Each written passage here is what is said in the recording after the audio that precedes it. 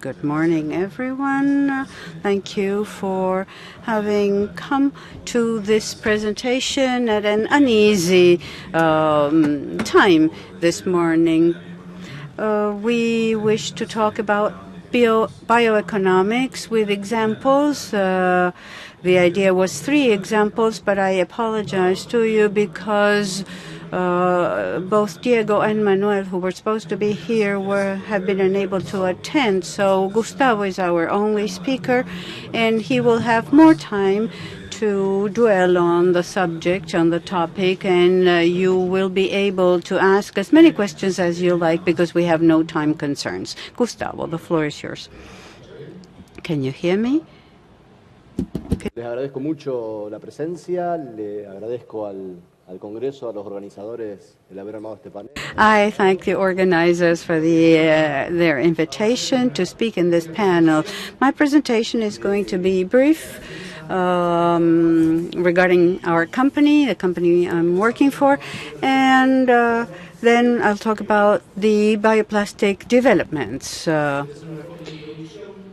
By way of a brief introduction, unfortunately, the previous speaker was going to talk about bioplastics more than myself, and I'll talk about INMET, which is metabolic engineering, it's a company by that name, part of Bioseries. They create biotech solutions to transform agroindustrial waste in molecules with a higher value added using fermentation technologies with modified microorganisms and friendly to the environment. One of the main lines of research in our company, we got started 4 years ago, working on bioconversion of agroindustrial waste, in particular soybean and corn waste, turning them into bioplastics. What are they? This site, European Bioplastics, is a center that brings together updated information of quality on production markets, etc. These 2 images explain a couple of very interesting notions. Plastics, in general, are polymers having plastic properties. They may be deformed or modified, but there's 2 different origins for plastics. Historically, they come from fossil fuels, from petroleum, from oil. Nowadays, 99% of plastics are oil-derived. Only 1%, that is, they're byproducts of oil. The 400,000 tons in the world are nowadays bio-origin, bio-sourced. That is, there's renewable ones and there's biodegradable ones. Not necessarily all bioplastics can have both properties together. There's fossil plastics that are biodegradable or not, and there's those that are biodegradable, which over a period of 3 to 6 months disappear from the environment and therefore do not pollute. We'll talk about one of these renewable projects, PHA alkanates of a kind, and they have very good properties. They are water resist, and they are ultraviolet resist. They constitute very good films for food, for example. They're good for packaging, manufacturing. Those that are derived from sugars have problems with wetness, but these are more refractory and are very good for foods. But what is the problem of PHAs? On the right, you'll see that only 1% of the bioplastics manufactured today are PHAs because they're costly. Nowadays, production cannot meet industry requirements, which is the main problem bioplastics have, the fact that properties are not so similar to traditional oil byproducts, and also production costs. So starch byproducts have a higher impact because they are not so costly. There are chemical processes involving starches, but the bio-derived are more costly, and we have been working precisely on cutting down on costs, designing a new production method for PHAs, a new production technology so that it can be affordable. The two raw materials are pure glycerin, that is, they're both agro-industrial residues, that is, one is raw glycerin. We are working on bioeconomic aspects so that there will not be any industrial waste. Each will become a byproduct with value added, and that's what we are doing.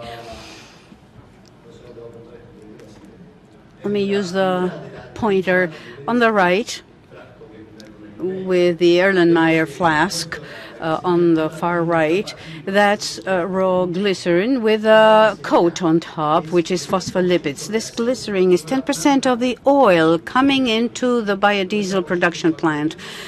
90% is biodiesel to be injected in diesel engines, and the remaining 10% is a byproduct that for many companies is simply a waste to be disposed of, but it's a lot of major volume.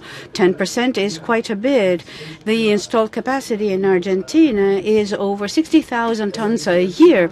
So that raw glycerin is being distilled by biodiesel producers, manufacturers, and is used in cosmetic industry and the pharma industry. That also has a cost, an aspiration, the distillation cost, and we have found a way for this raw glycerin that carries methanol in it, because that's a catalyst used in the plant, and organic matter, etc., for it to become food for bacteria, bacteria that feed on glycerin, a source of carbon and energy, and these bacteria use it to grow and to generate the compounds that I will talk about now. We very recently started developing something similar with the same bacteria, but using a different technology, using the waste of corn alcohol. For every liter of corn dredges, generates water and the dredges that remain from the distillation process to produce alcohol, contaminated with salts and yeasts, etc. And it can be used as fertilizer, which it's not so expensive. So we found that this is a good niche for the application of our technology. Both raw materials exist in major numbers, major quantities. So if you want to transform a byproduct into something useful, you have to have volume for that. So the kind of product that would be able to do this is either biofuels or biomaterials. Biofuels have a problem. They cost 35 times less than biomaterials, so not necessarily the bioconversion would be able to sustain such a process. That's why we are using biomaterials. How to generate them with our bacteria from the raw materials that I mentioned. What we do is working with an organism. You see it here on the left. Bottom left, it's a bacillus. It's an industrial bacterium that is not pathological for man. It has no toxins. It can be used in different applications. pH is used, for example, for threads, and to work with a non-pathogenic organism helps with regulatory processes and approvals, authorizations, and also for the economy of a plant you are working with. And what we do with this bacillus, with the bacteria, is we modify it genetically. It doesn't produce PHA directly, but it grows very quickly. It's highly tolerant to salts and solvents, etc. So it's very strong. It grows fast, so it's very appropriate for industrial uses.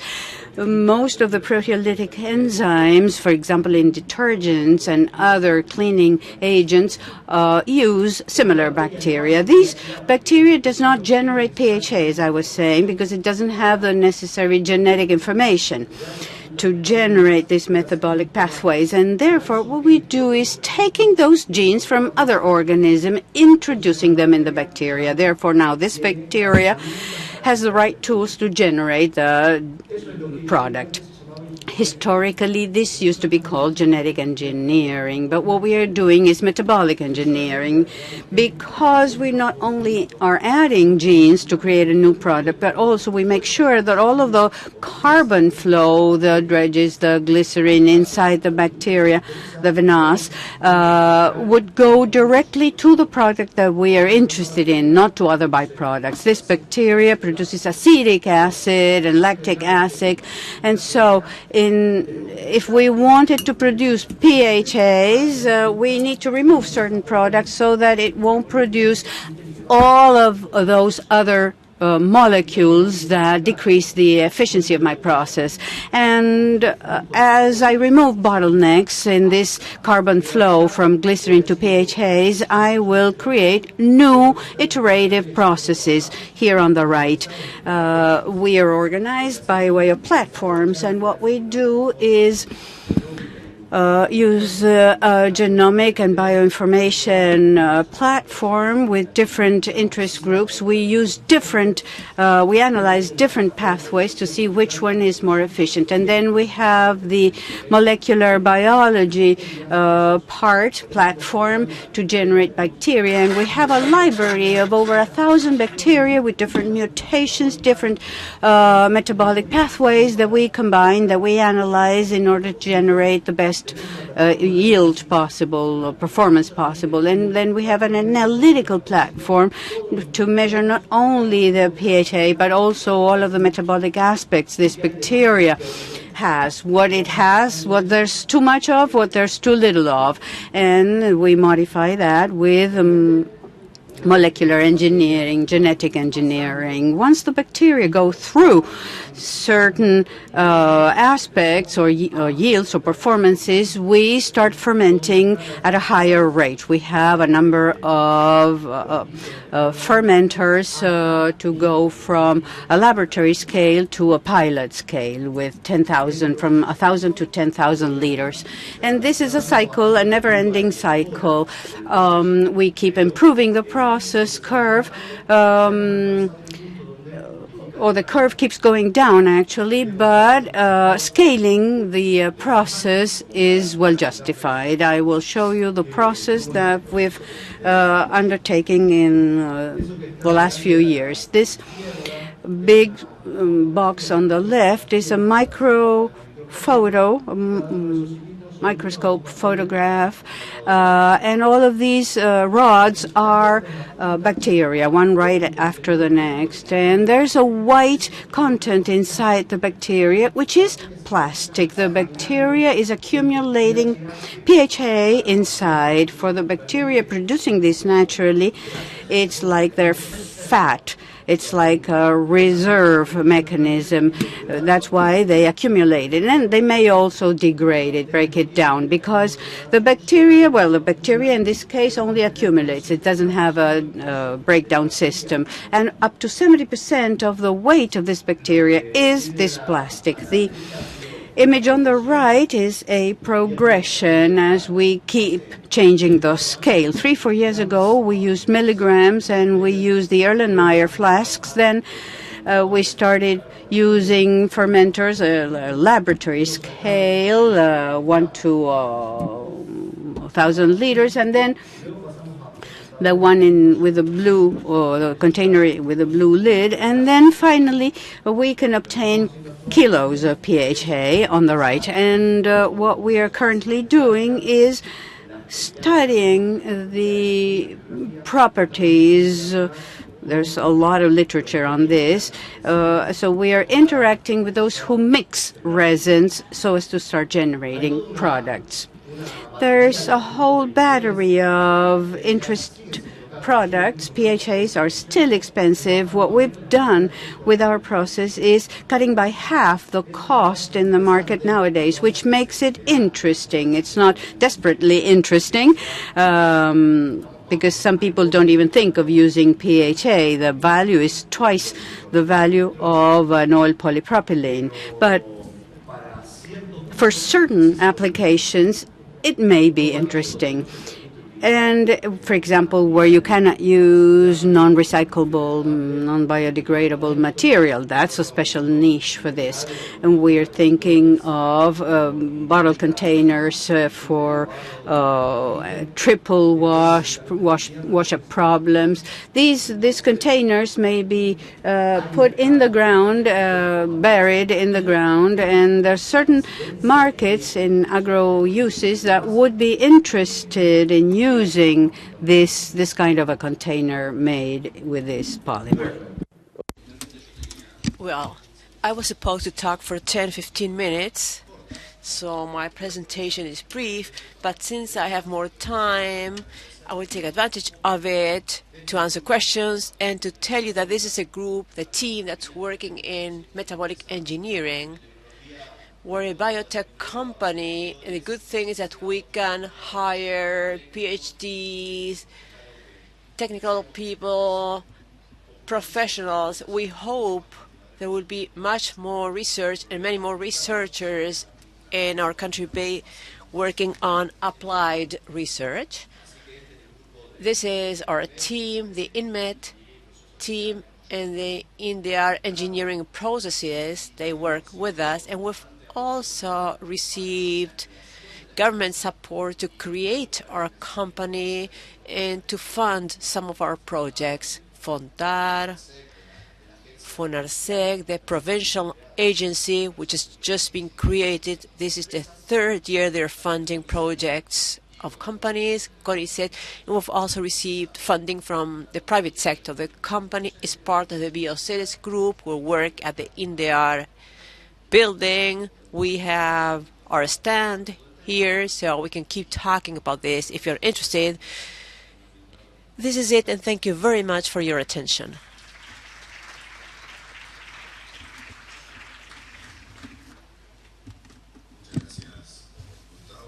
Thank you very much, Gustavo. I think the presentation shows what we have been saying in this Congress. The world is changing rapidly. Bioeconomy is already turning into products. If we think of a minute of the history of the industrialization of soybean in Argentina, Argentina is a grain producer first out of oil. This is why soybean was produced in Argentina. Then proteins, and this is what fostered the industry and helped it grow. Eventually, byproducts were purified. Glycerin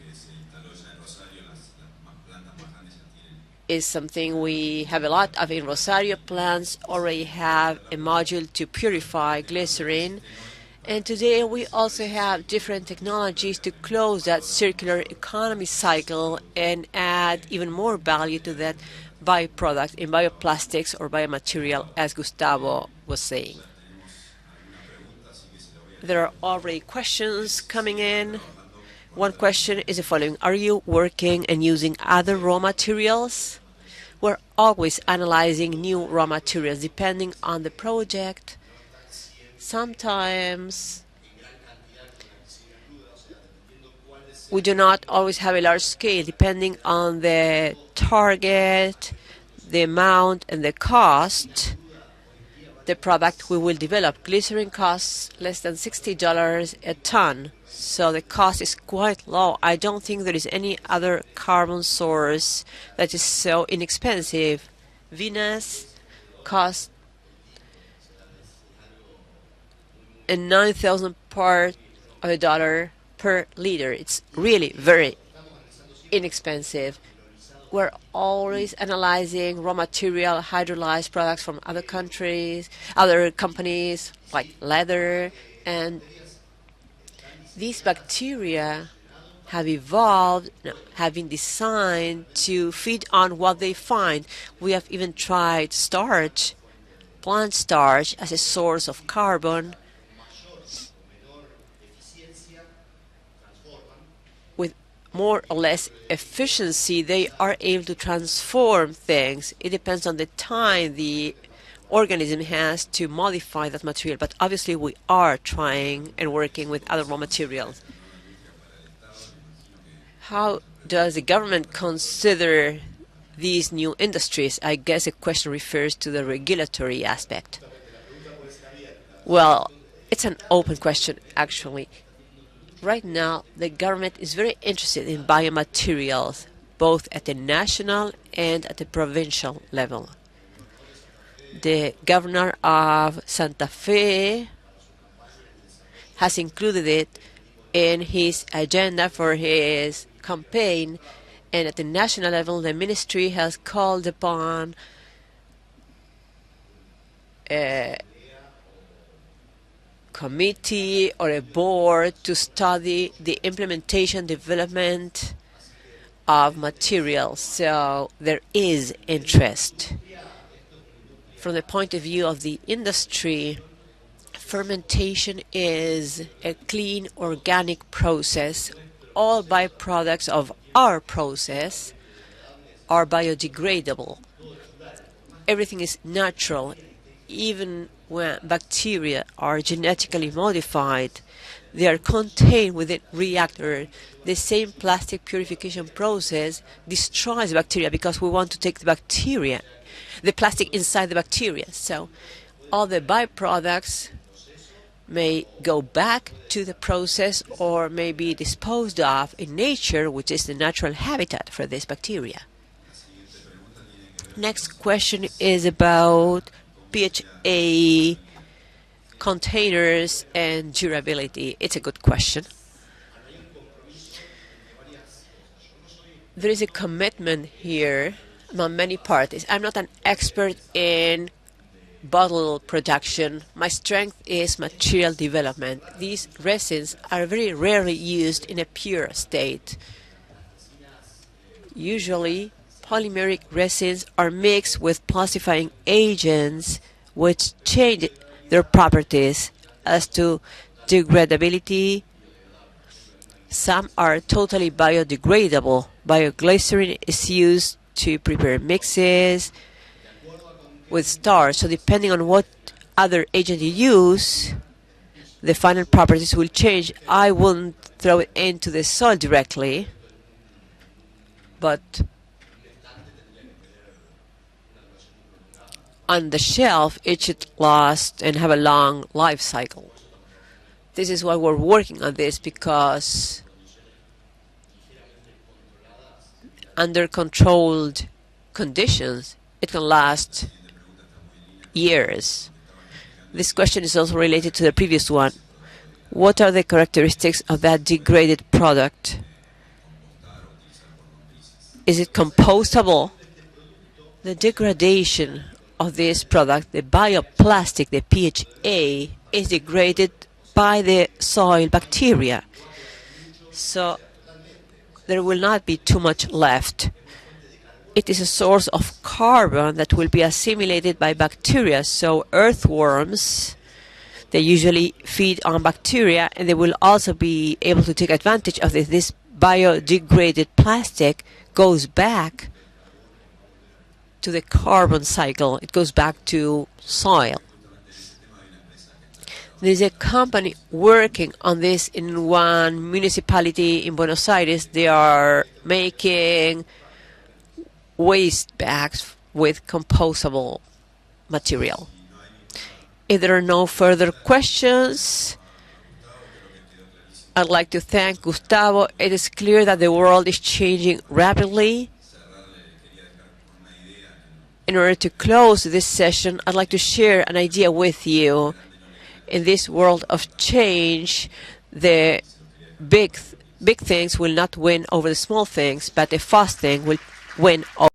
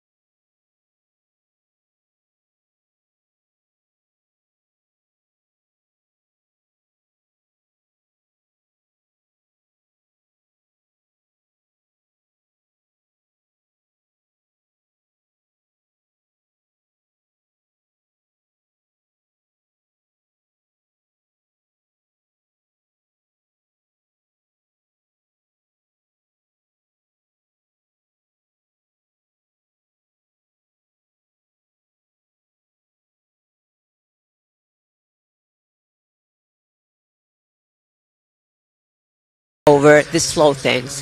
Thank you very much, Gustavo Schujman and Jerónimo Watso, for these presentations. At 10 a.m., we will continue with our next plenary meeting here in the Texaro meeting room.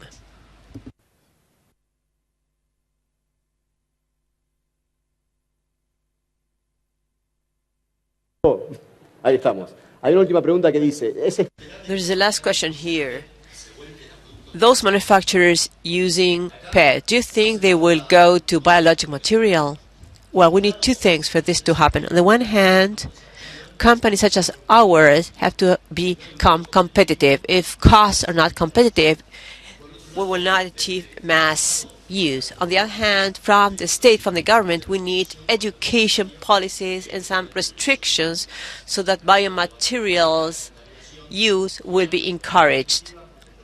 For example, in Rosario, supermarket bags are no longer allowed. So we do have to go towards an alternative. Now, if the alternative is very expensive, no alternatives will come up.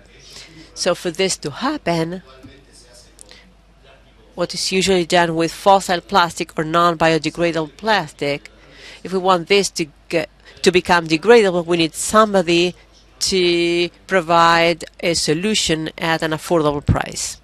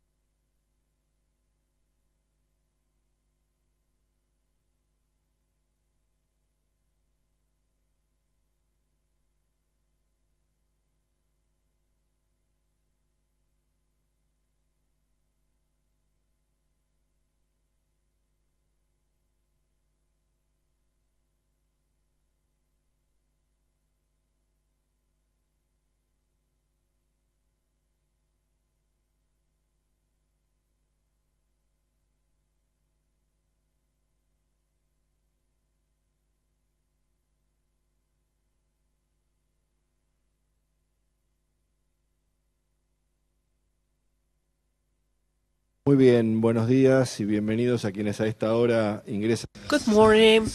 Welcome to this Texada room in our last day of the 21st Aapresid Congress, Kairos, the time of sustainable natives. I'd like to remind you to turn off your cell phones or put them in a silent mode so that they will not disturb speakers. And remember, in case you have questions, you can text your question to the numbers on the screen. There will hopefully be time for questions after the presentations.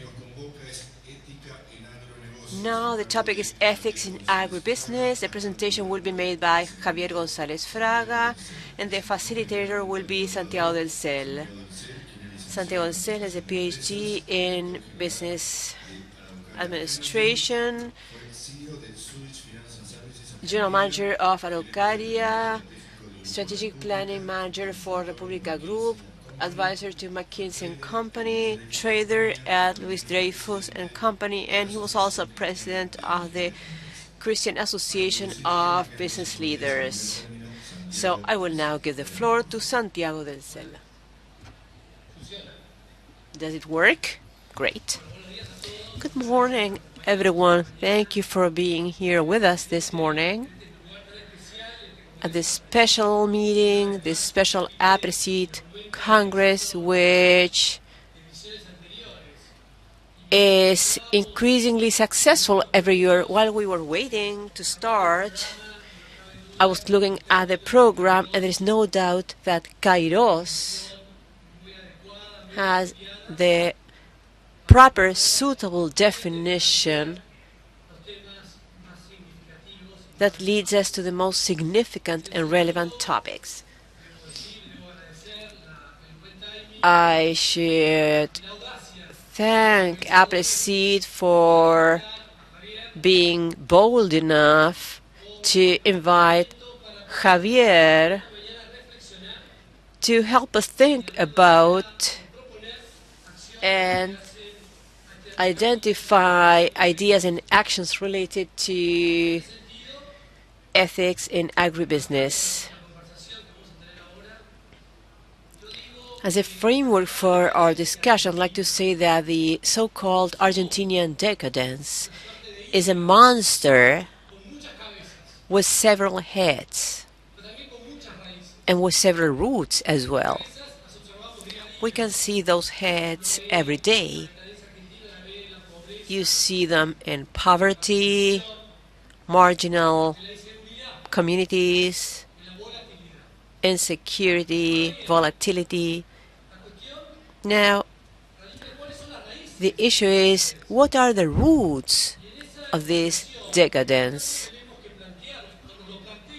And this is something discussed not only by the citizens, but also by people from abroad who wonder, how come that Argentina maintains this decadence in time? And we are experts in explaining why we're doing badly. Some say we don't do well because of the regional or international context. Others say we're doing very badly because our institutions are weak, because justice doesn't work, because we do not have any political parties, and even institutions which are key, such as our currency, has been attacked over the years. Others say that the cause for our decadence or decline is our leaders. Our leadership is fragmented and weak in many cases, unfortunately. Others may think that we do not have the right skills and the right capacities, and I mean infrastructure and human skills, lack of resources, especially in hard sciences. I'm living through this situation right now. Another explanation for our decline or decadence is our behaviors, which undoubtedly reflect our beliefs. And everything that this brings about, and we see this every day, the mafia, drug trafficking, everything you're so familiar with. In short, this makes up a long list of explanations that we know, but which are overwhelming and sometimes lead to paralysis. Sometimes we see such a huge and difficult problem, and we believe that there is not too much that can be done. Argentinians, this is what Argentinians are like, and we are a bit decadent. This morning, we're here to tell you that there are alternatives, that things can be different. And I'd like to share with you a quote by many leaders and dreamers in our recent history. And I mean Luther King, Gandhi, or locally, an extraordinary person whom you may know, Catalina Hornos. They all say that the bad guys are not so important, are not so much of a concern. What is a concern is the indifference of the good people. In order to close this introduction, I'd like to call upon you, I'd like to call upon this community of farmers who care about the most valuable, important thing related to our identity. It's a virtuous community. I call upon you to add yet an additional challenge to your agenda. Talking, discussing, and hopefully after the discussion, tackling changes and transformations so that ethics will not be just a rhetoric thing. Javier needs no introduction, but yes, we're going to introduce him anyway. I'm sure you will do a great job. Javier González Fraga is an economist with honor diploma from the Catholic University. He has postgraduate studies at the London School of Economics and Harvard University. He is former president of Central Bank of Argentina in 1989 and then 1990 and 1991. In January 2017, President Mauricio Macri appointed him to lead the Argentinian National Bank. He's also founder of Salamandra, and he was a candidate to become president of Argentina by the Unión Cívica Radical political party. Good morning, everyone. Thank you for being here with us. I'd like to thank the Aapresid organizing committee for having invited me. I apologize because I'm wearing the banking uniform. I was wearing a tie because I have a meeting. Afterwards, I've taken my tie off to talk to you because I feel I'm a colleague of yours. I've always been an agricultural farmer, an agro-industrial farmer with buffalo mozzarella and dulce de leche. I've always been close to production. It's my Spanish blood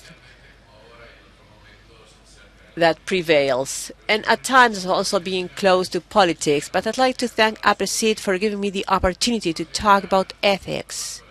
You get to Banco Nación. This is one of my passions with the topic of housing, SMEs, especially agricultural SME. But ethics is part of my priorities.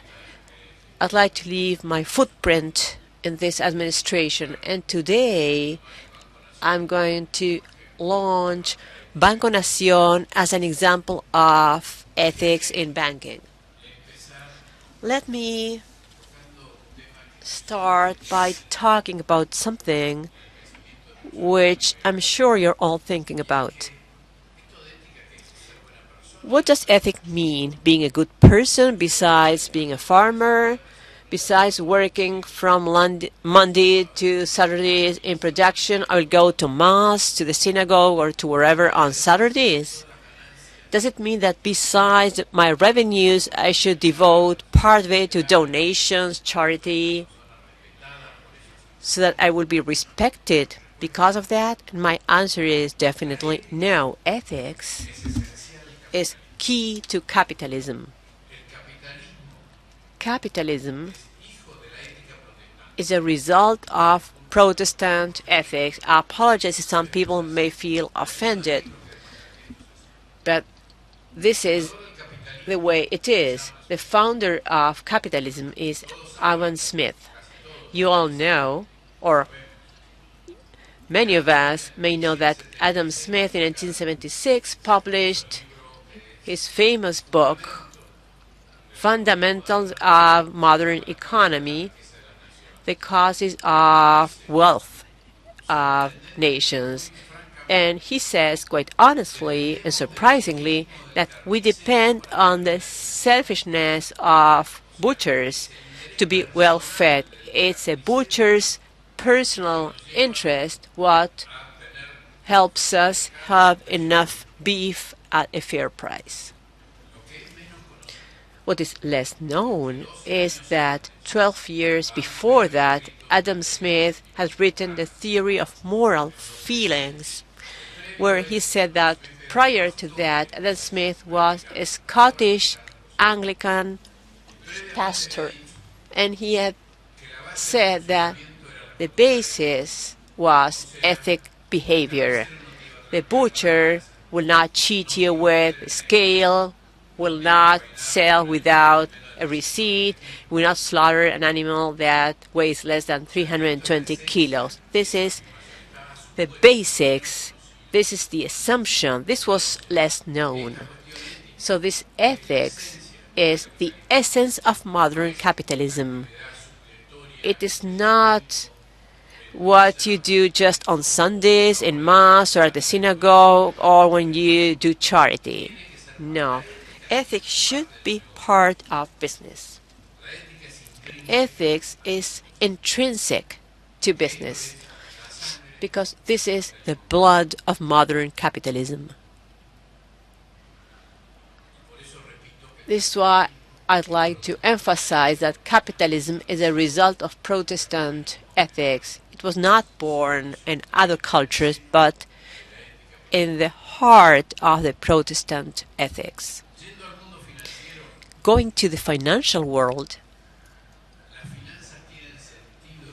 finance makes sense if it's there to support people today and tomorrow, today and in the future. If it's true that it's there today and in the future, then we will start setting or imposing conditions on the financial activity. Why? Because without planet, there's no future. So part of the ethic approach should be caring for the environment, sustainable practice. And here we have to leave finance aside and leave the search for earnings aside. This does not explain what finance is about. If I use one of those financial calculators we all use, and if I do some simple calculations, we will see that for pure finance, when man is left aside, the future is not important. The future is not just 2 or 4 years.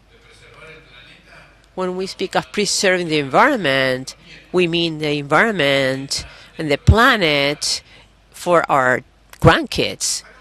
In 50 years' time, try and do the following financial exercise.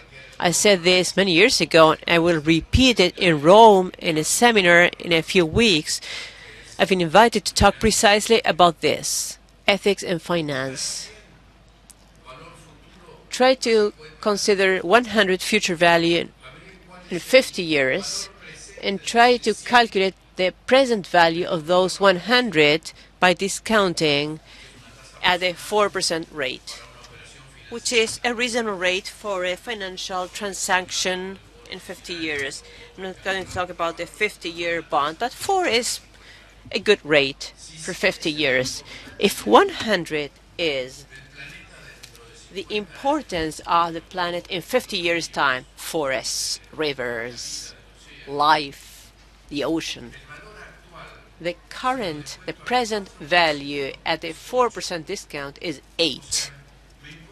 So I only care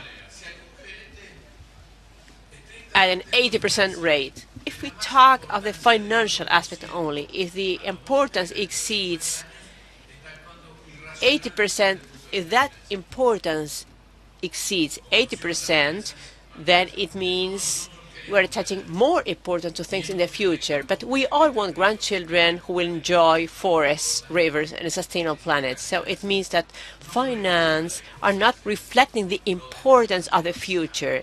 The discount rate is too high. So we have to leave that financial logic aside when we talk about the future.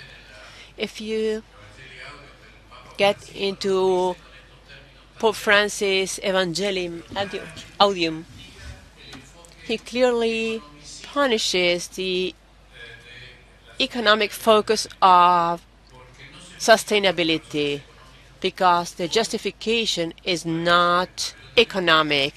We need to find extra economic, extra financial reasons, and this is where the ethic approach comes into play. We cannot leave banking, we cannot approach banking with a financial view exclusively.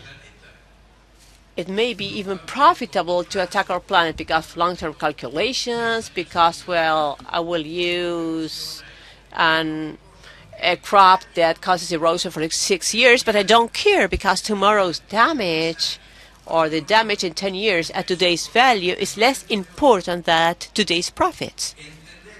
Understanding this is understanding why we cannot leave these activities based on an economic or financial concept. Try to calculate the present value of 100 pesos in 50 years' time. Use any rate, and you will realize why the financial logic cannot solve this problem. We have to take the problem out of the financial and economic people's hands because they don't have the tools to work this out. We need to include ethic concept, but not as a supplement, not by devoting money to mass or to charity, but by incorporating this into our economic decisions. This is, I think, a key issue.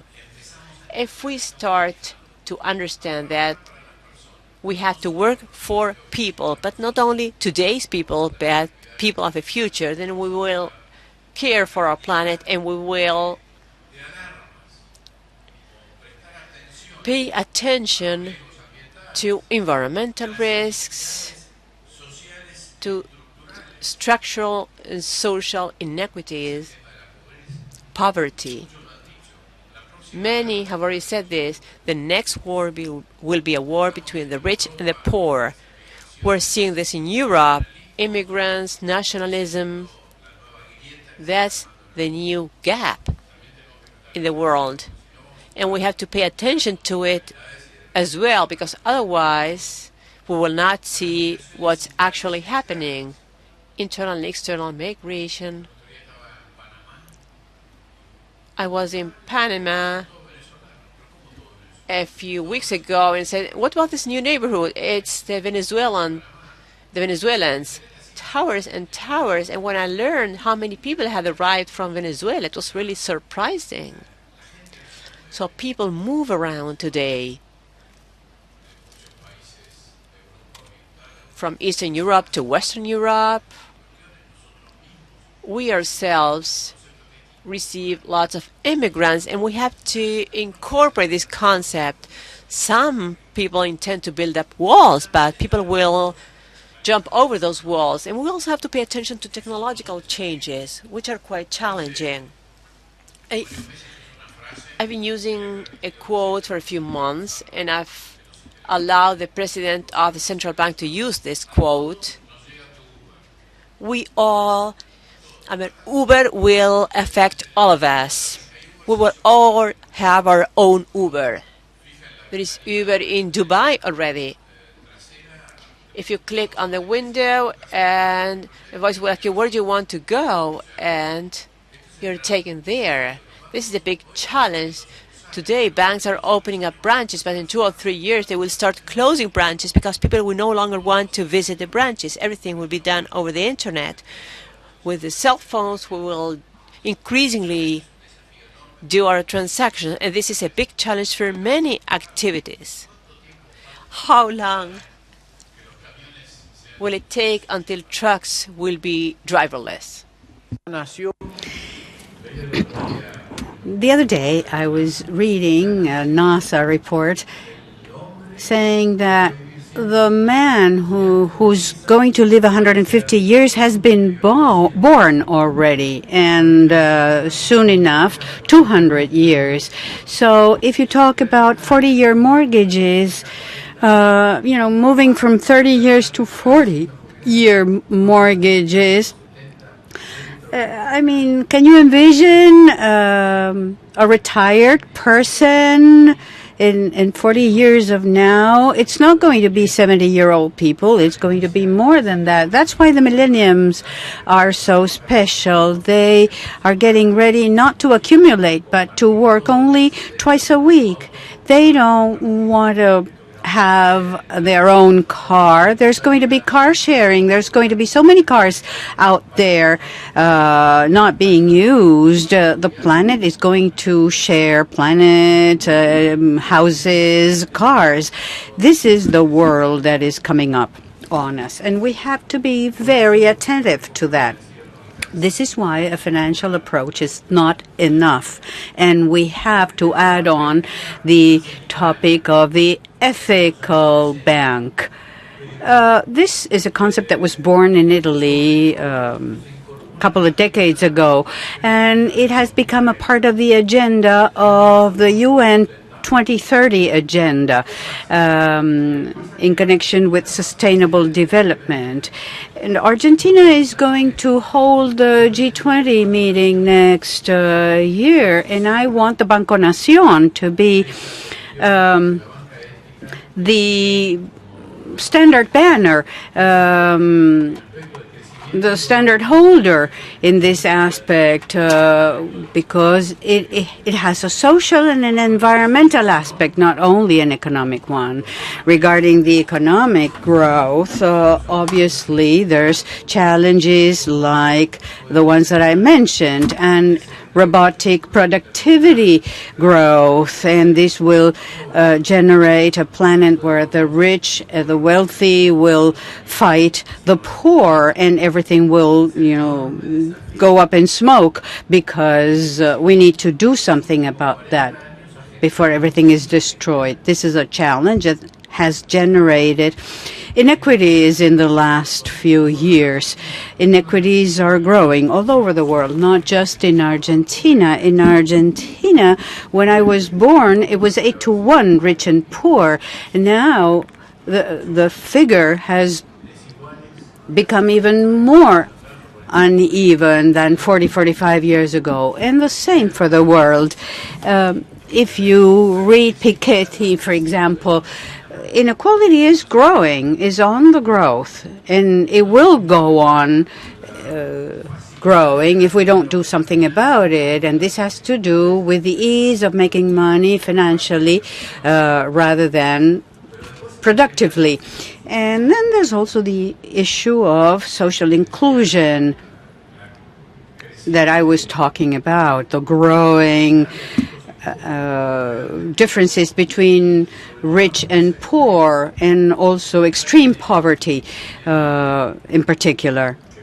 And this is a topic that is very close to me, how to fight against poverty, because economic theory says generate employment, but reality says that employment that you're generating has too many requirements for the poor to be able to have access to that, because they are not skilled enough to have access. And then there's a second response to that question, which is education. Obviously, we have to generate employment and education. Nobody will deny that. But what happens is that there's a smaller sector in Argentina, is like 15%, that does not have the capacity to educate their people in the same way. Public and private education creates divides, creates gaps, and so there's very few among our children that can understand a high school text.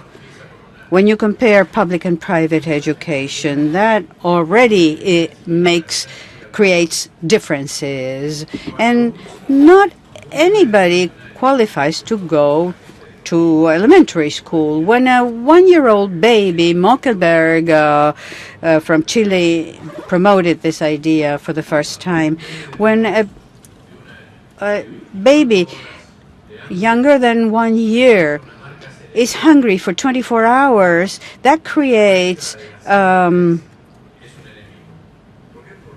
a problem in his brain, a signal in his brain that creates an enemy for himself. And the enemy is himself. He is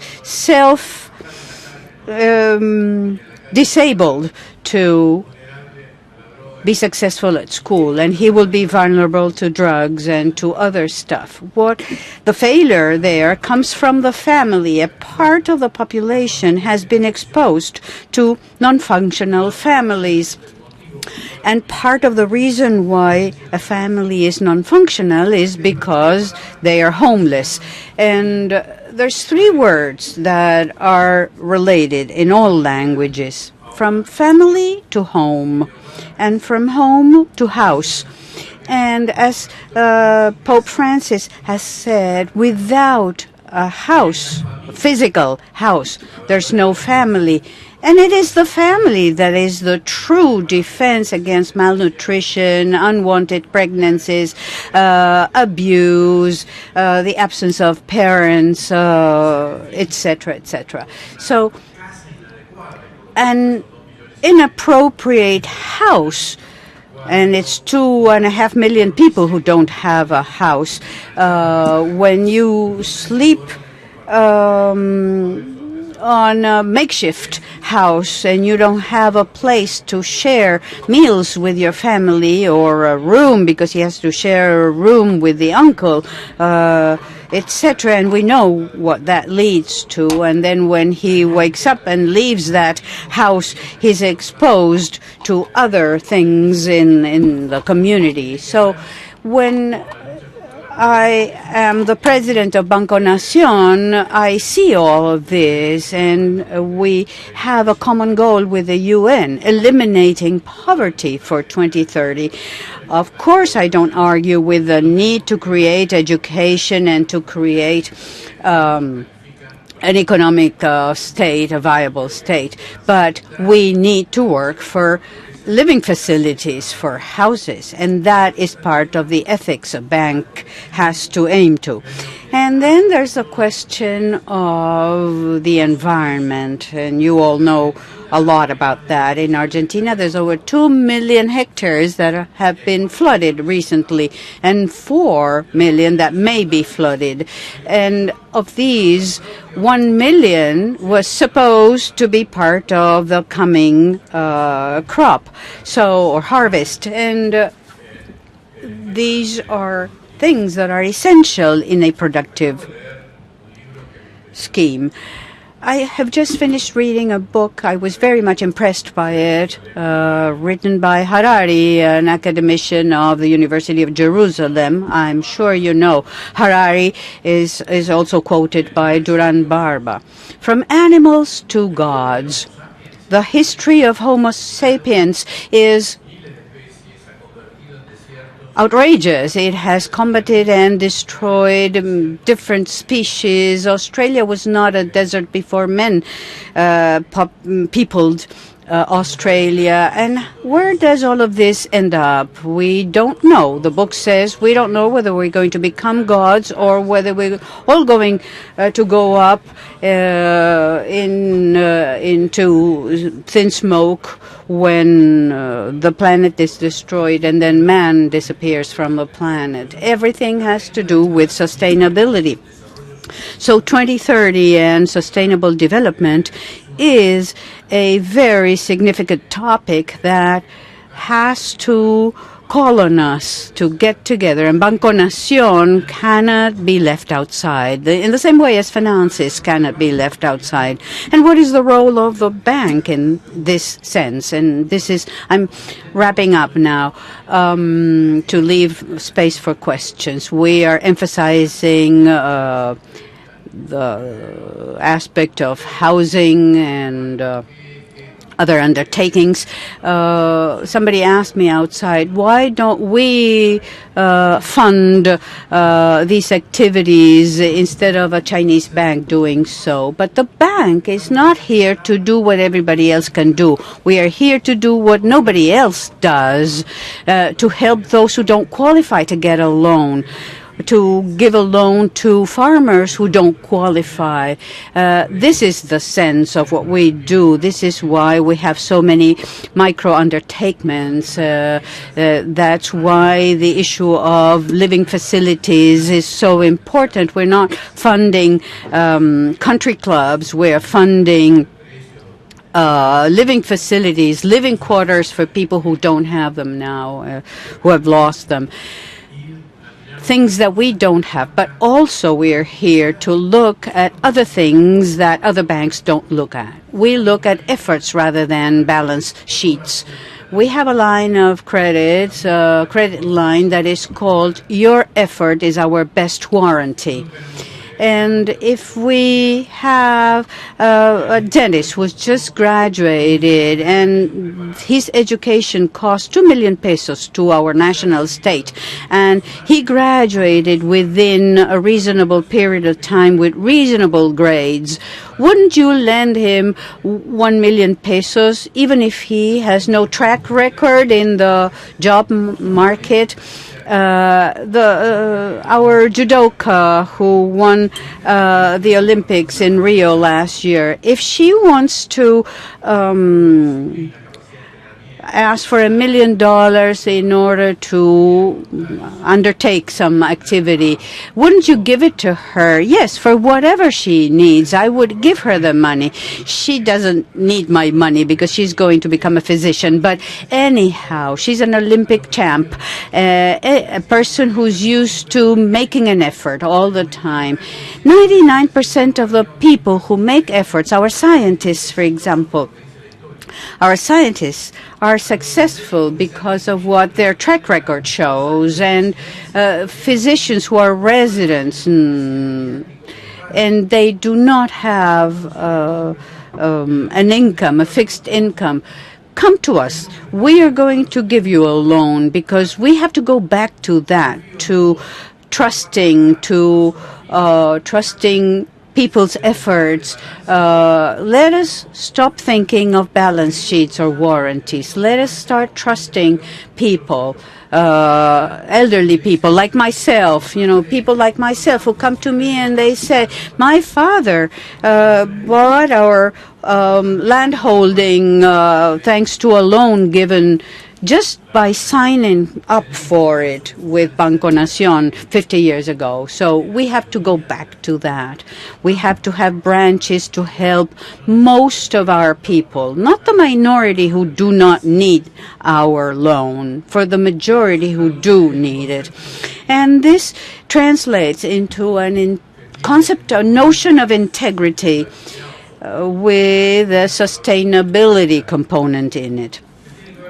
And this has to do with risk analysis, with financial impact, environmental impacts of funding that we give. That is, we are adding this on to our bank.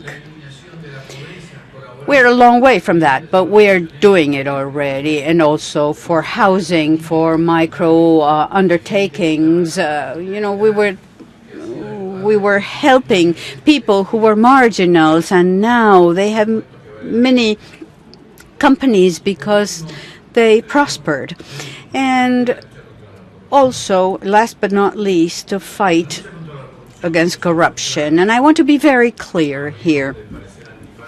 Even if it is not, it doesn't sound nice, but we are slaves to what we have written. And I wrote, over 20 years ago, a chapter in the book Corruption by Mariano Grondona. I wrote a chapter where I uphold that the most effective way to fight corruption is punish those privates who participate in the corruption cycle. It's a very economistic way of thinking. There's always a public officer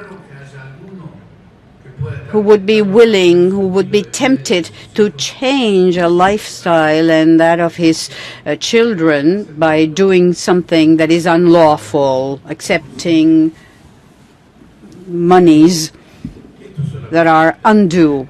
But yes, it's possible that that would happen, but it's only half the problem, because you're feeding a person who is willing to do this, a private entrepreneur who's willing to do this. In Argentina, we need to go back to dignify the possibility, the likelihood that a public officer who receives a bribe should go to jail.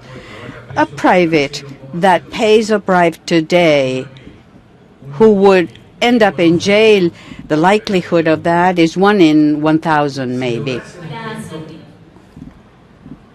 If we could make this into 2% or 1 in 50,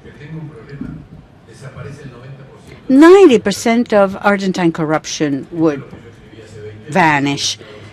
I wrote that 20 years ago, and I remain a slave to my own words. This is a case that has affected our former vice president. Well, let justice do justice. It is much more important than the private who paid the bribe should go to jail than even the vice president or public officer who accepted that bribe. Because a private entrepreneur visiting a public officer is much more common than for a public officer, a vice president, to do what Boudou did. There's not too many of those.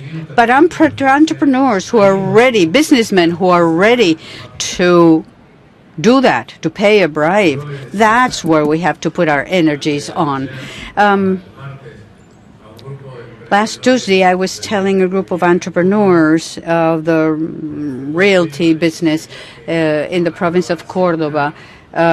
They were talking about sugaring up or enabling, in that sense, the payment of a bribe with somebody in Córdoba. If I see that as the president of the Banco Nación, somebody does that, I personally will take care of that person going to jail, but also the public officer who did that will be in jail. So it's a many-faced notion: corruption, social integration, housing, sustainability of the environment. all of those notions are part of an ethical bank. And this is what Banco Nación wants for itself, becoming the standard banner of ethical notions in the world of business. Thank you. Javier González Fraga por su presentación. Thank you, Mr. Javier González Fraga, for your presentation. We have some time for questions and answers from the audience and from our facilitator. Thank you very much, Javier. Your messages are quite powerful. I'm sure some will generate an endless demand. Loans provided by Banco Nación will multiply. You will get lots of loan requests. I know there's only the two of us here, so I'd like to interrupt because there are regional managers here that listen to me at the CCK auditorium. And I said this a few months ago, I said it again in June. That is our message. I like to quote, in quoting Francis, Pope Francis also said, mess things up.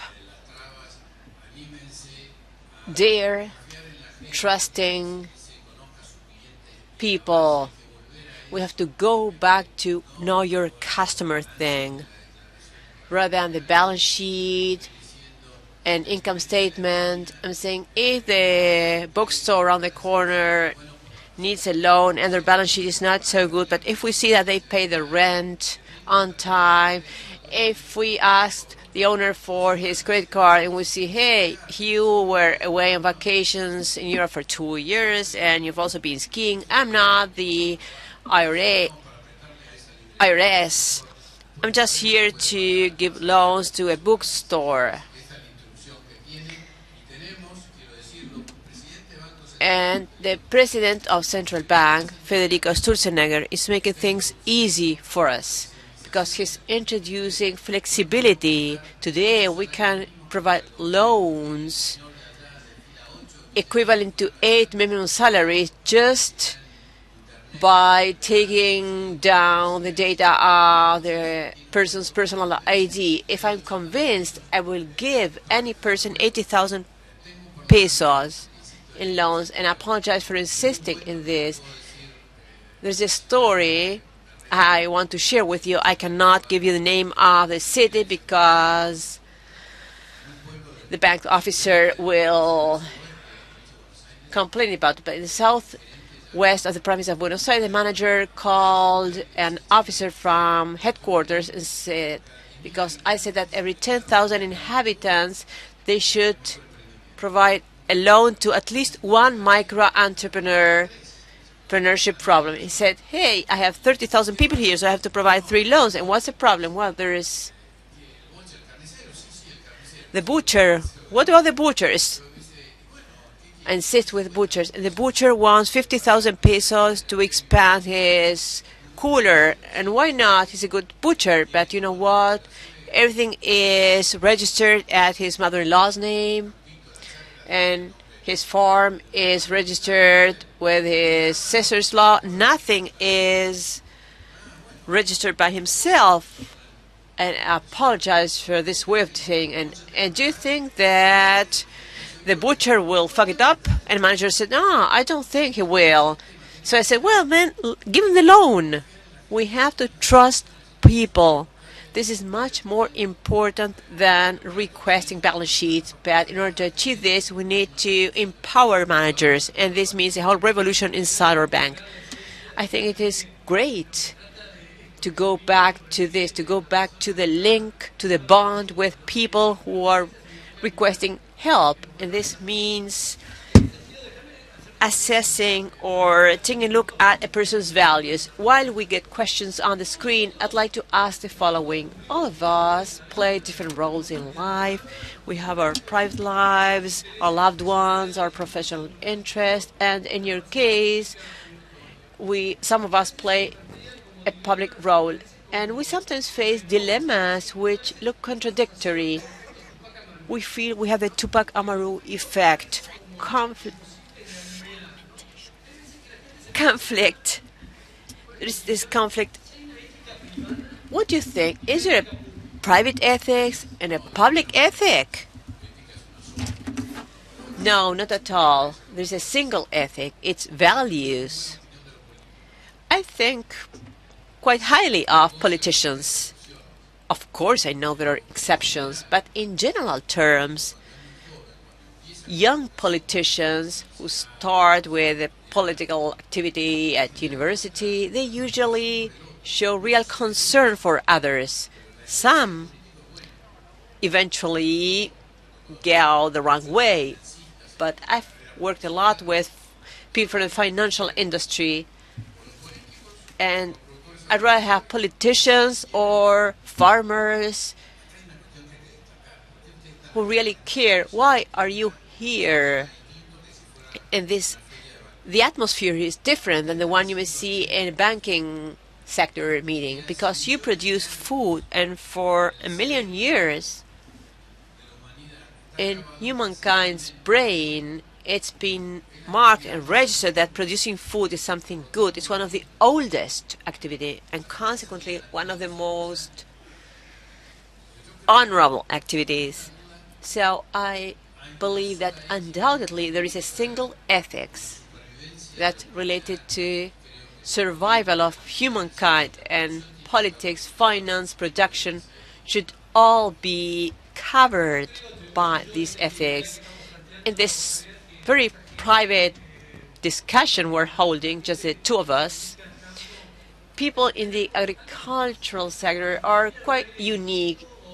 Either they breathe different air, or they drink different water, or they eat different food, but they have a sense of labor, of work, of responsibility, of commitment to nature, to production, to wealth, to thinking beyond the current times.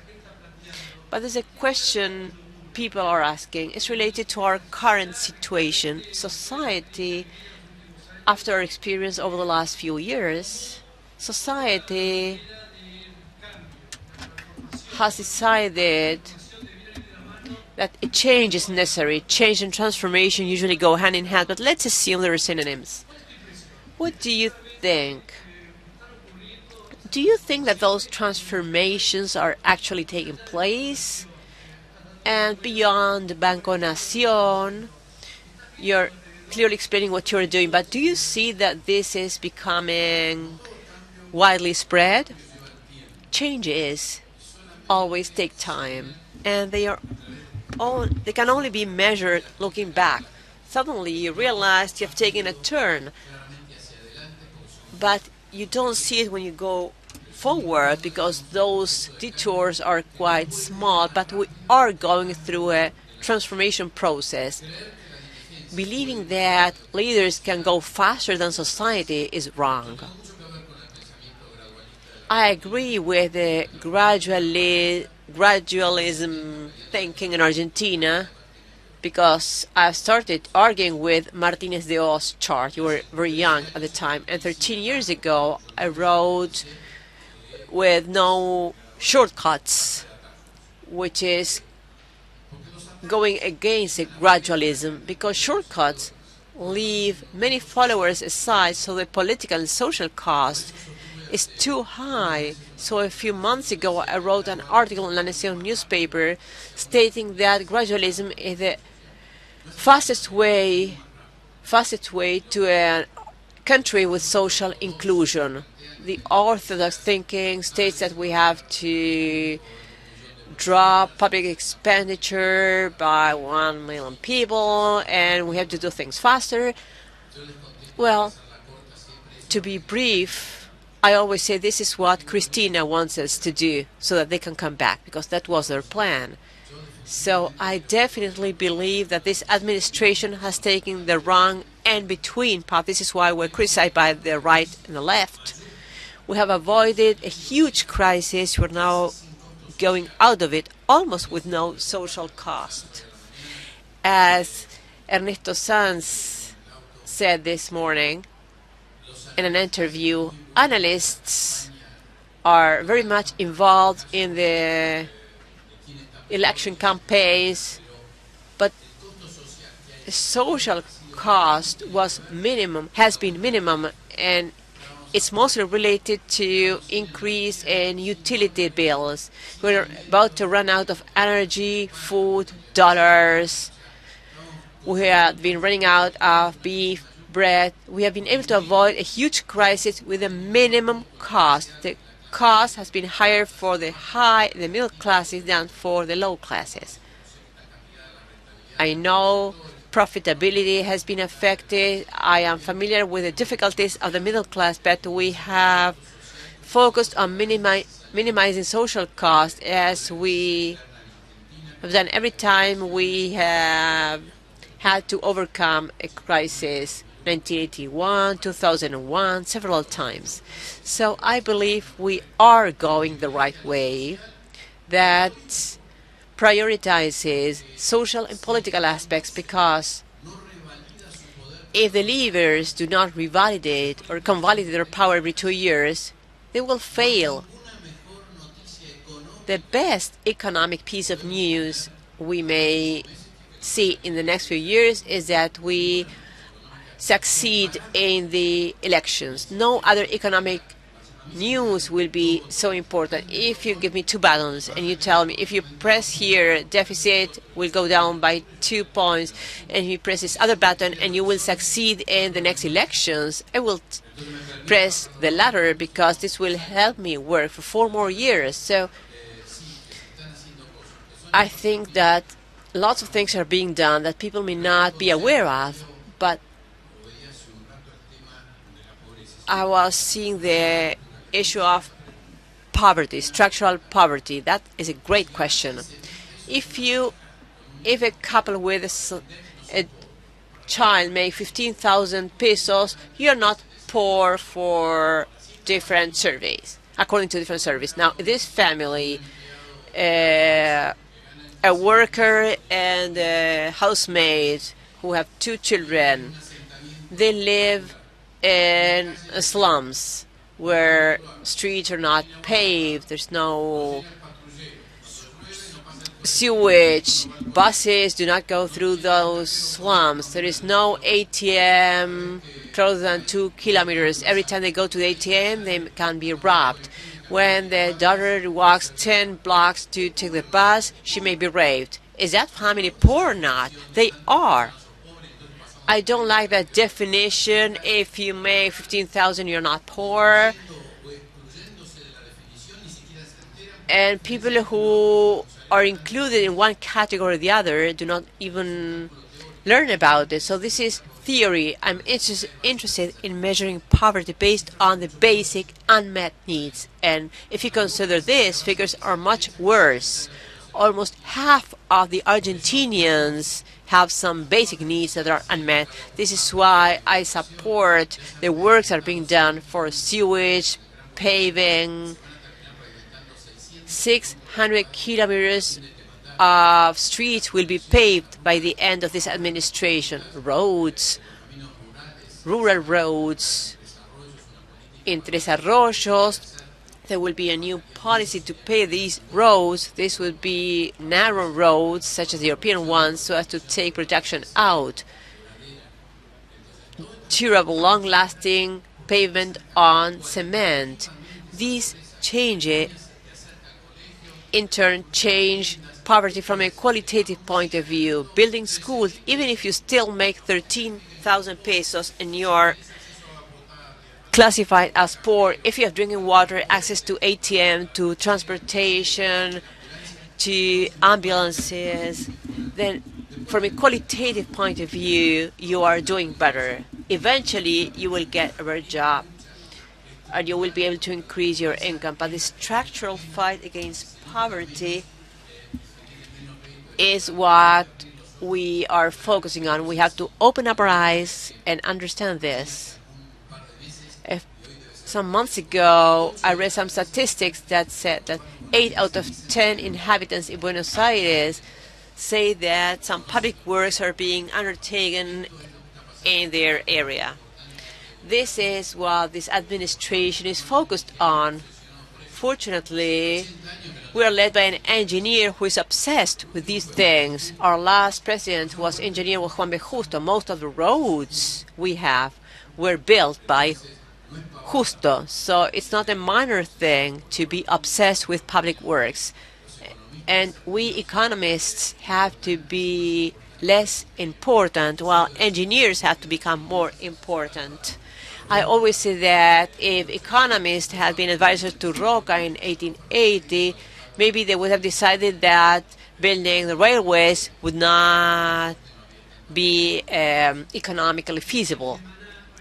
This week, a minister told me that the big surprise for many candidates who are walking the country is what you've just said, the enthusiasm and the presence of public works all over, close to everyone. And the numbers is that they're spending the same in public works as a share of the budget in this administration than in the previous one. But the big difference lies in corruption.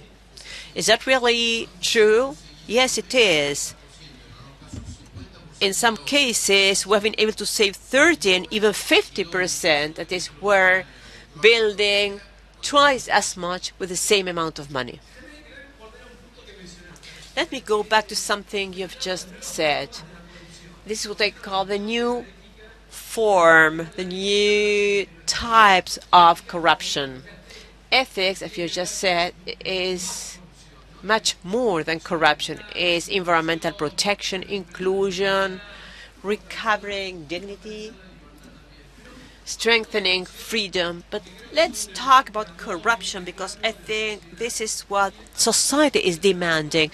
And we're talking about the new types of corruption. And one of those types of corruption is what small or medium farmer faces when they have to face bureaucracy. Is that one type of corruption? How do you see this? In a wider sense, it is. It's a hindrance. It's a cultural obstacle. They all protect their small field. Bureaucracy happens because people want to defend their jobs, their positions, and we have to fight that. I have my own fight. I fight my own fight at the bank, where there is a specific culture. 3 times a day, people tell me this has been done this way for 20 years. And my answer is always, this is no justification. Einstein, I cannot quote him literally, but he said something like, don't expect to change if you keep doing the same things over and over again. So, yes, there's something there. But at the same time, half of what I do every day is create motivation. I trust my people at the bank, my staff, absolutely, and I know that my success and the success of those coming after myself are going to be with my people, not despite my people, stimulating, accompanying, having them understand the goals.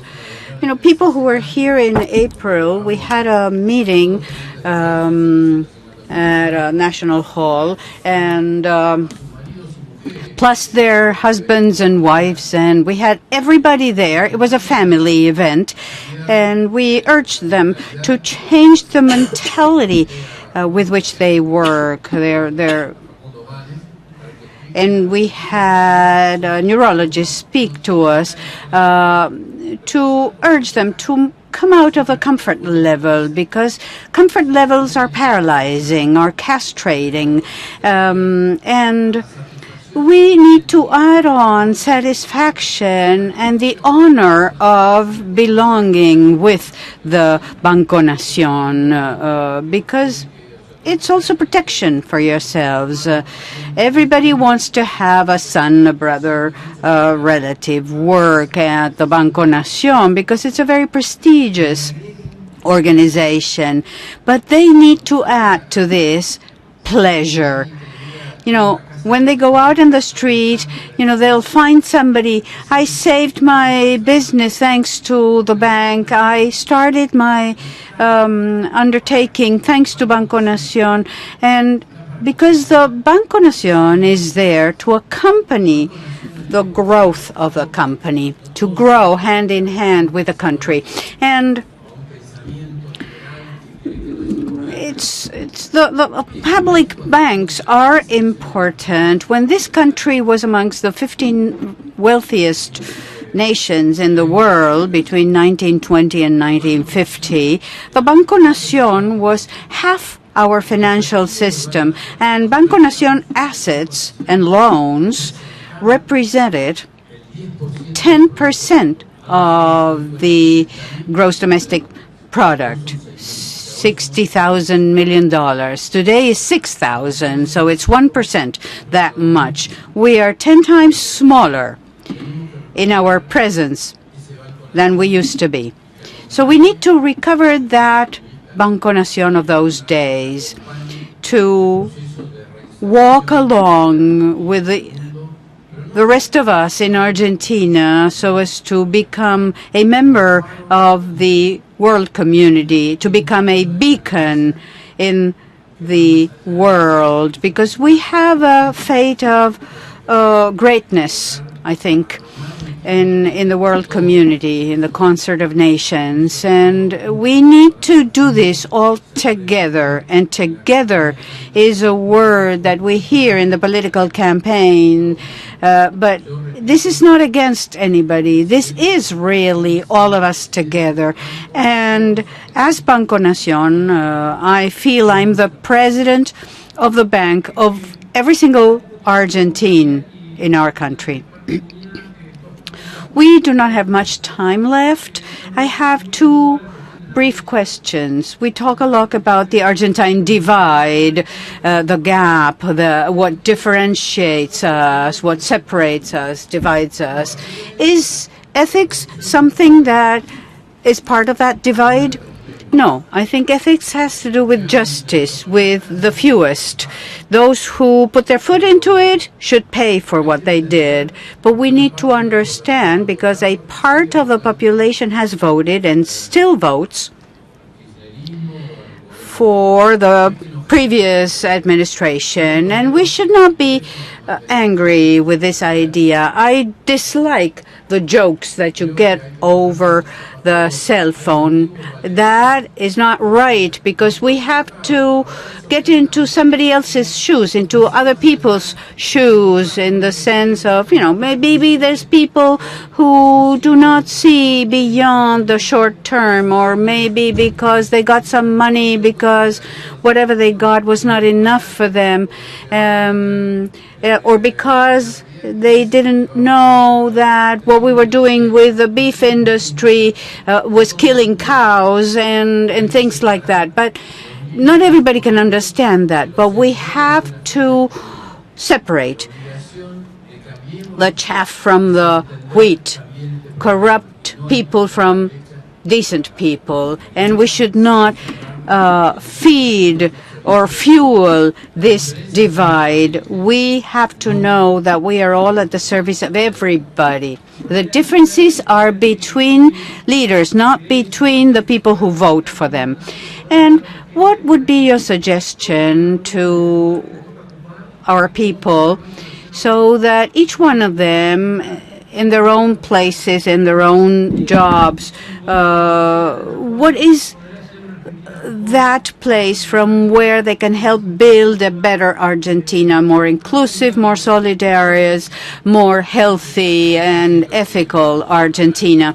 Well, I'm not in a position to give advice to anybody, but I would just say, dare listen to somebody else. Don't look for confrontation. Try to listen to others. Try to understand where they stand, and that would give more sense to your world. And by listening to others, you will be changing your own little surroundings, your own little world, because a 1,000-kilometer trip always starts with the first step. And taking the first step makes you a better person. And you don't need advice. The people who are sitting here today, I'm sure, already are clear about this, and that's why they're here. And that's why they're so well satisfied with producing food, because it's so part of it's so human nature. And somebody who works with cows ever came to me to ask, should I try to reproduce my cow or not? And nobody asks that, because it's a noble activity and close to producing food, and comes making houses, because we were nomads before we became sedentary and before architects and builders. But getting food for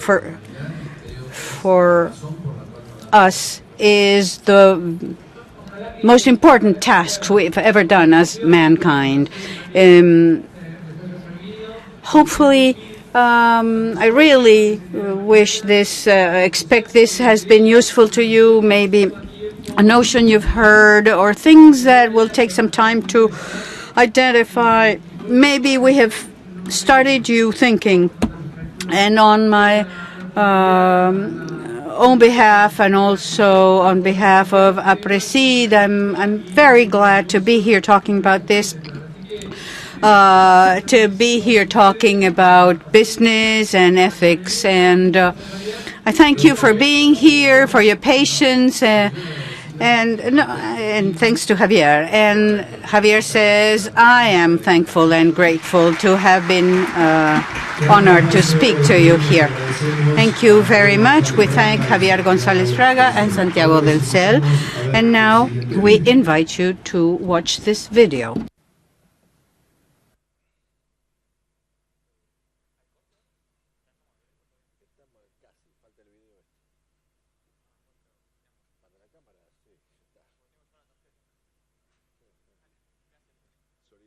Hola, soy Pilu Giraudo y hoy te quiero presentar Gestión Agro, un programa de alto beneficio social donde tu donación de grano se transforma en una gran oportunidad para quienes necesitan una mano. Queremos incorporar soja en nuestros alimentos, de nuestros comedores, porque queremos tener más proteína y menos grasa. Para eso necesitamos la ayuda de todos los productores que nos puedan donar soja. Y bueno, nosotros acá aprendimos un montón de cosas, como cocinarla, cómo utilizarla, cómo hacer variedades de comida con la soja, que en estos tiempos hemos ido aprendiendo, ¿no? Porque hay que aprender a comer la soja. En Solidagro trabajan en red y en 4 pilares: educación, trabajo, comunidad y salud. A través de tu donación de granos podés ser parte de estos programas federales desde el lugar del país que vos elijas. Contamos con vos. Solidagro lo hace fácil.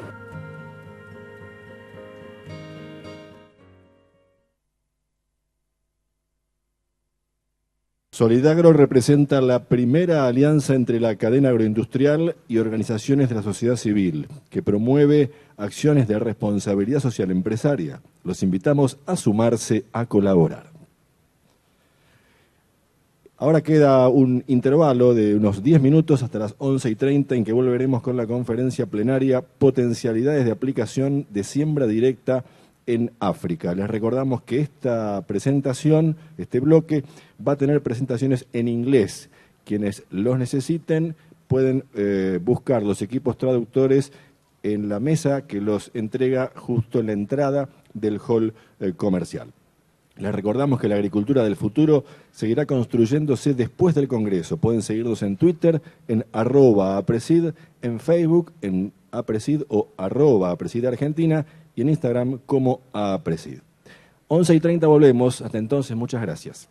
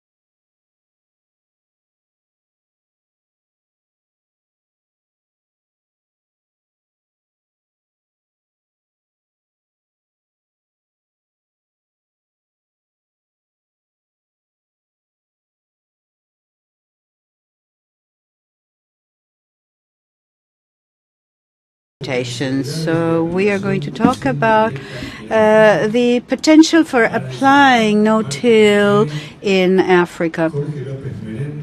Michael Freguene, Jorge López Menéndez, Hugo Riva, and Edgar Ramirez will be the moderator of our panel. We will introduce now our speakers. Martin Freguene is a member of the Council of the South African Development Bank in Ivory Coast. Jorge López Menéndez is a farmer and a member of work group, and they take care of producing grain in no-till in Sierra Leone in Africa. Hugo Riva is machinery director of that department in the Ministry of Agriculture of Argentina, and our last speaker is a member of Aapresid and is part of the Monte Cristo Regional Office. So now the floor to Edgar Ramirez. Good morning. The purpose of this panel, can you hear me? The purpose of this panel is not really a formal presentation, but rather exchanging ideas, discussing why would Africa be responsible. The purpose of Aapresid is looking to what is happening in Africa, working there, and that's why we want to hear from African reference to understand whether we can transfer our technology, our no-till system, to countries who are only just beginning to see production as one way out of their food crisis. The idea is questions and answers, but if you want to make a presentation, you can do that. If, Martin, you have something to present, do so. And as Gaston said, Martin comes from Nigeria. He is the right hand of Dr. Aapresid, who's the president of the bank. Martin is a genetist, and he lived in Colombia for 15 years, so he speaks Spanish. And we will ask him to make his presentation in Spanish so that we can all understand him. So, Martin, you take the floor first.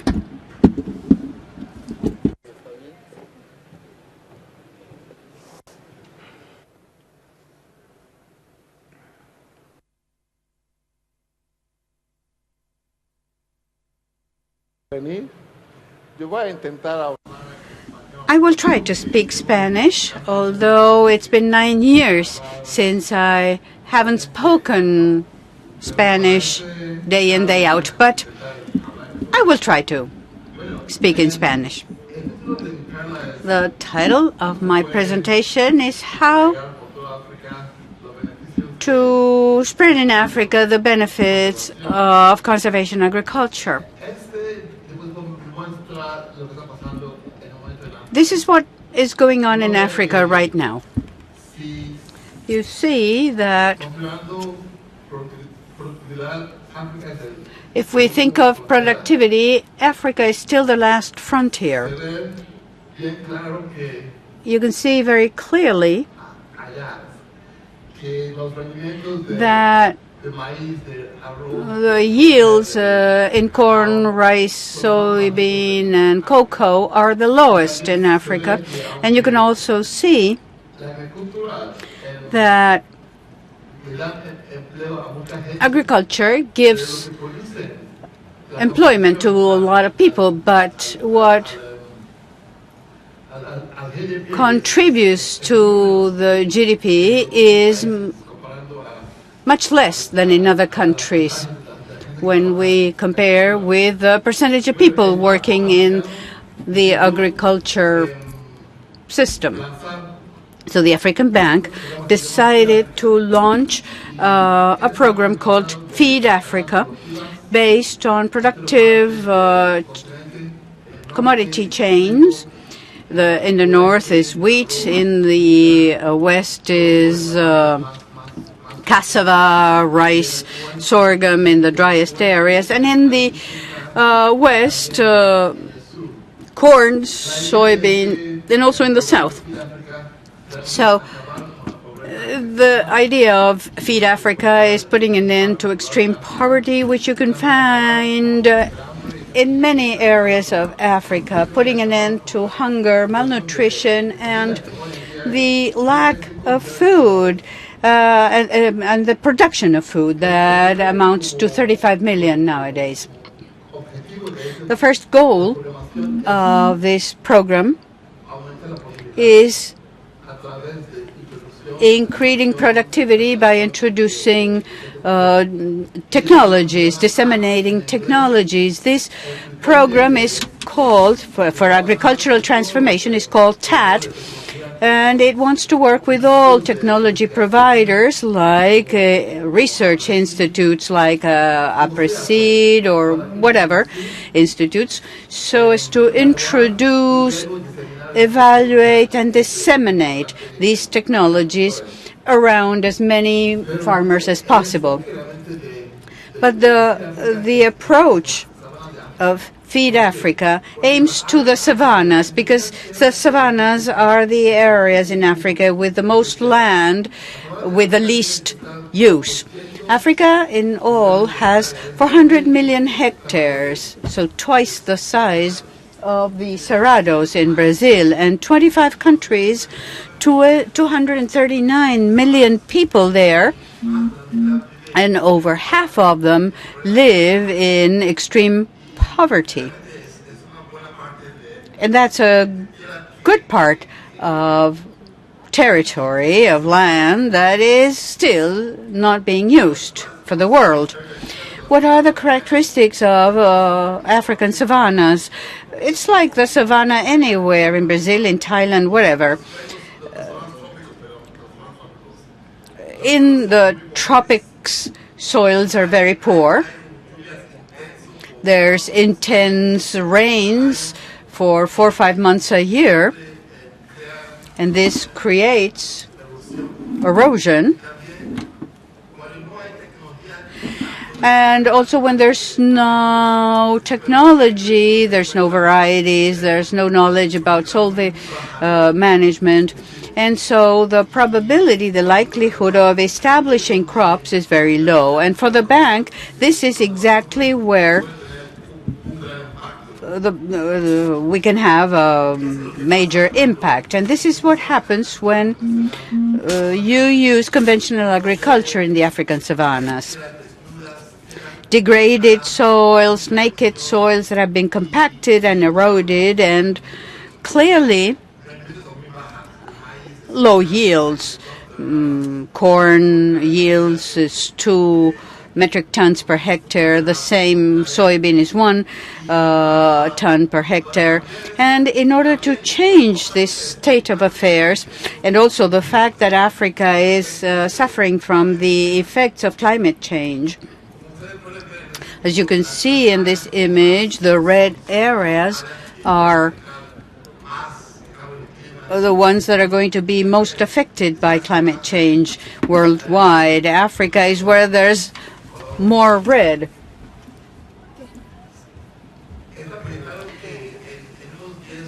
It's been projected that in some 10 years or even less, agricultural yields, which are already low, will even go further down, and there also be extreme climate effects, lots of precipitation and droughts.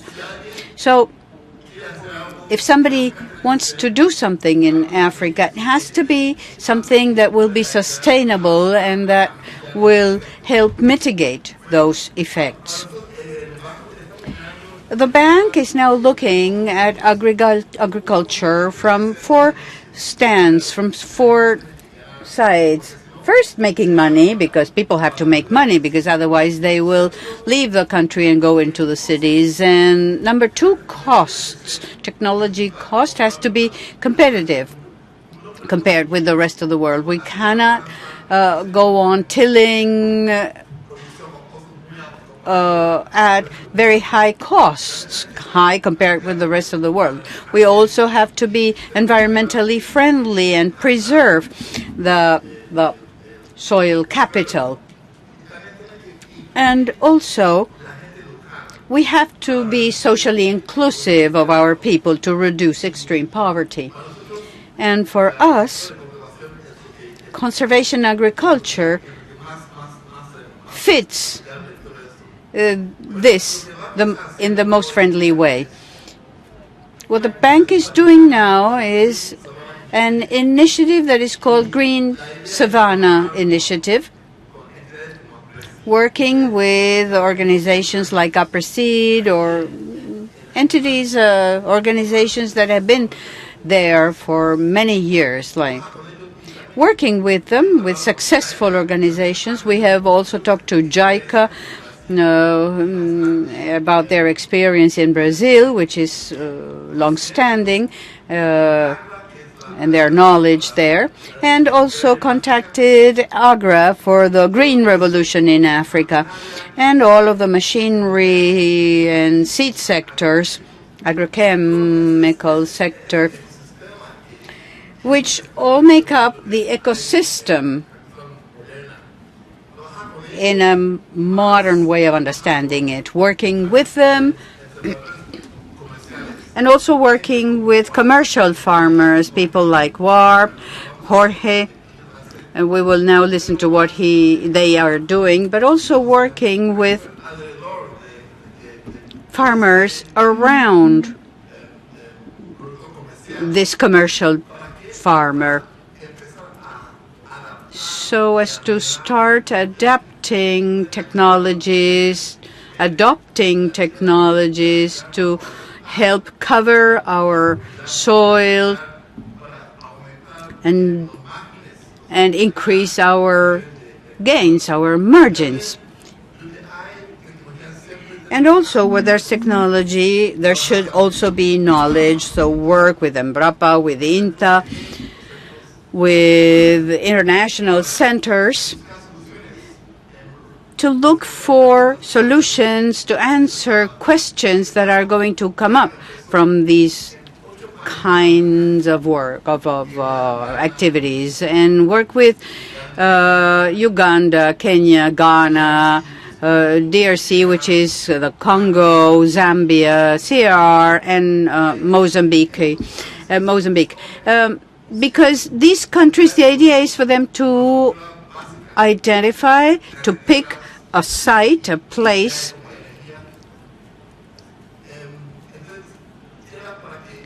to do basic things, roads, and for people who would like to invest to come to these places, create also small farms to introduce technology, microtechnology, macrotechnology, conservation agriculture, to start to try doing things that will give margins and gains and everything that we're looking for. We are going to get started at one place to learn there in Ghana and try to avoid as many errors as possible. We will start working this year in Ghana. And it's very important to know that Africa is very diverse and that each country is going to have different things, different situations from a physical or economic stance. So this is why we have to work closely, in close relation with research centers and with governments as well. The advantage of the African Development Bank is that we are the African bank. That is, our countries are stockholders in our bank. They believe us, they support us, and they listen to us when we ask them to establish policies to change things. They listen to us, and this is critical. The bank is going to be critical to disseminate conservation agriculture policies, because the policy in each country may vary. In some countries, the land belongs to the government. In other countries, it belongs to communities. But first, we need to have policies where the investment of the private sector will be safe. So the bank will be working with them to partner with a lot of people, with all of these people, to working with INCTA here, with Embrapa in Brazil, working with Aapresid. I've been talking to Mr. Mofa and colleagues Tuesday, and the idea is introducing a more profitable agriculture, more sustainable agriculture, and more environmentally friendly, so that Africa will be able to tap on the potential of all that land, blessed lands that God has given us, both land and water, which is not so well known for the rest of the world. Thank you very much, and I apologize for my Spanish. Gracias, Martín, y sobre todo por el esfuerzo de hablar en español, que sabemos que no siempre es fácil. Thank you, Martin, especially for speaking in Spanish. Now we'll ask Jorge to tell us why they chose Africa, what work is, and what they have been doing and for how long.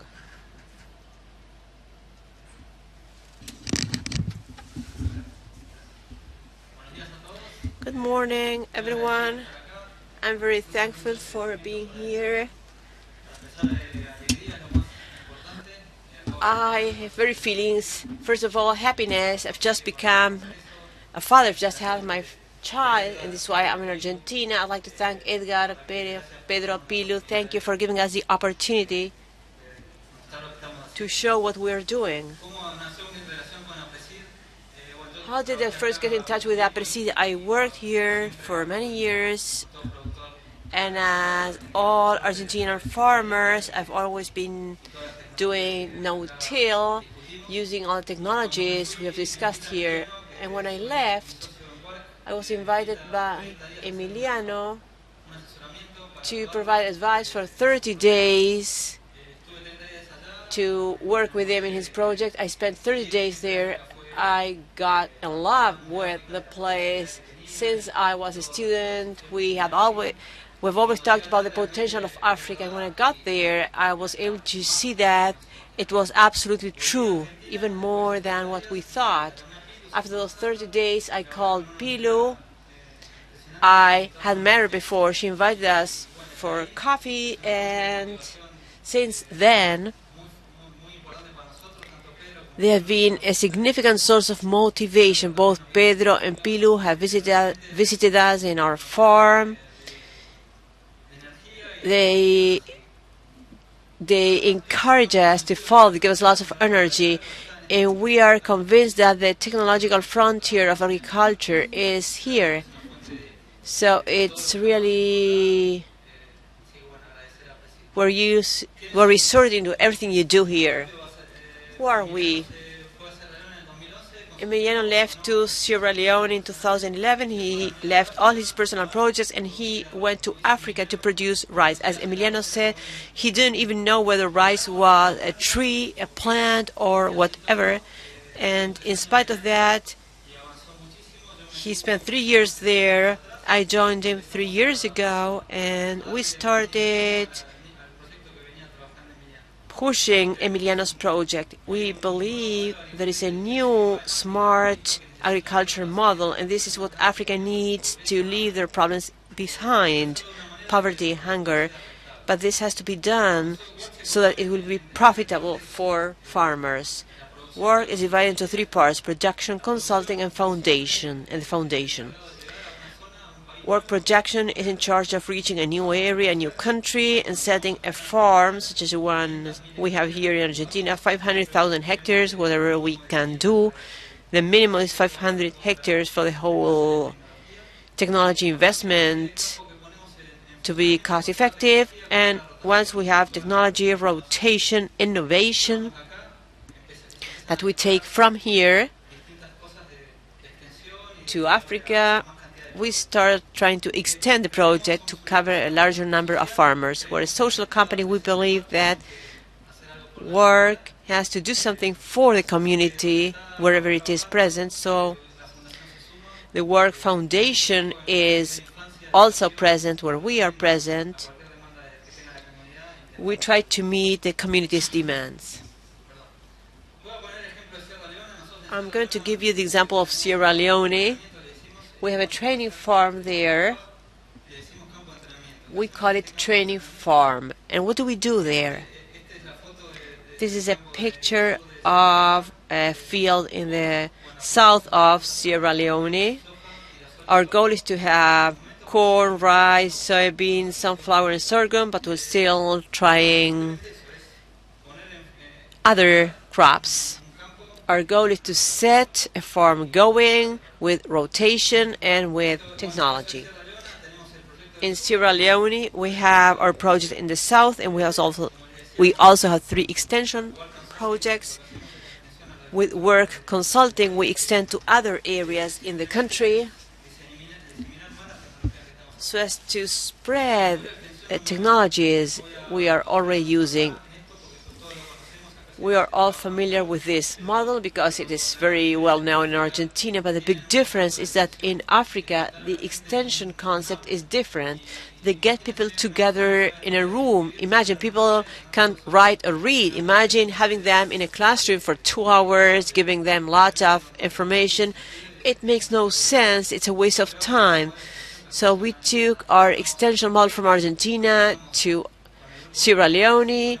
We get together with farmers, we appoint an extensionist, with local agricultural connectors, we disseminate information about technology.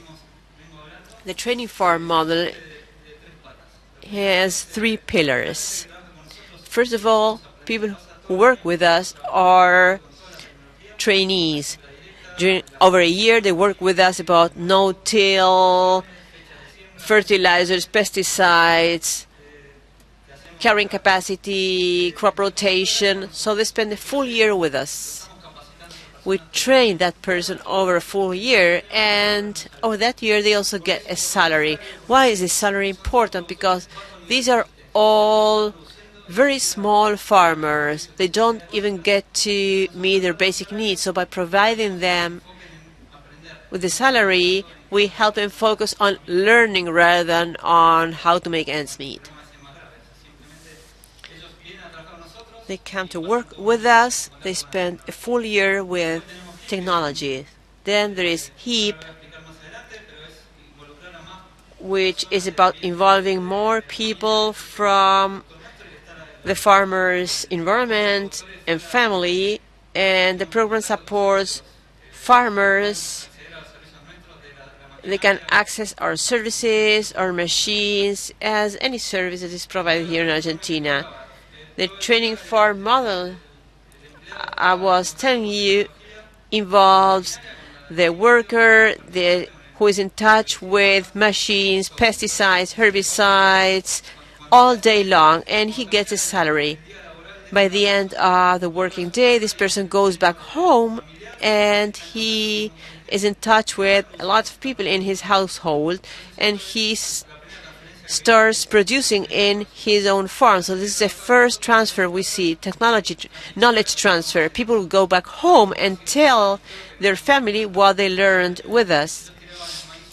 They would just spread corn like this and cover it, or they would have 3 seeds of corn per hole. When they saw that we were seeding in a row, we started seeing that the whole community was doing this, and this was due to knowledge transfer. They would see this in our farm, and they would take this back to their own farms. This year, we added the HEAP program. Those people who were getting a salary, well, we asked them whether they wanted to devote 40% of their salary to pay for no-till services, agrochemicals, hybrids, etc. 40% of their income. And we said, well, let's offer this to them and see what happened. We thought they would accept, but 97% of those trainees accepted the new program. this was unexpected, and it showed that they trusted the way in which we were working. They were able to see results. We were harvesting 2, 3, 4 tons of rice, and they were able, and they wanted to take that technology to their own farms. And today, 97% of workers or trainees had their salary, and they also invested in this program. So the first thing we generated was social and food security for that household. In the past, when they would work on their own in their farm, they were not even able to meet their basic needs. Today, those needs are met. And as compared to the other farmers, the income for that household increased 6 times. So 97% of trainees said, I want to be there. And those who were not working with us also came and told us, I want to be included in this program. So we realized that we were motivating them. We were awakening them.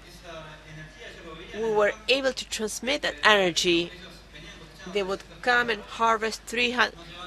They had been harvesting 300 kilos of rice, and suddenly they saw that in the same field we were harvesting 2, 3, or 4 tons of rice, and same thing with corn. So we said,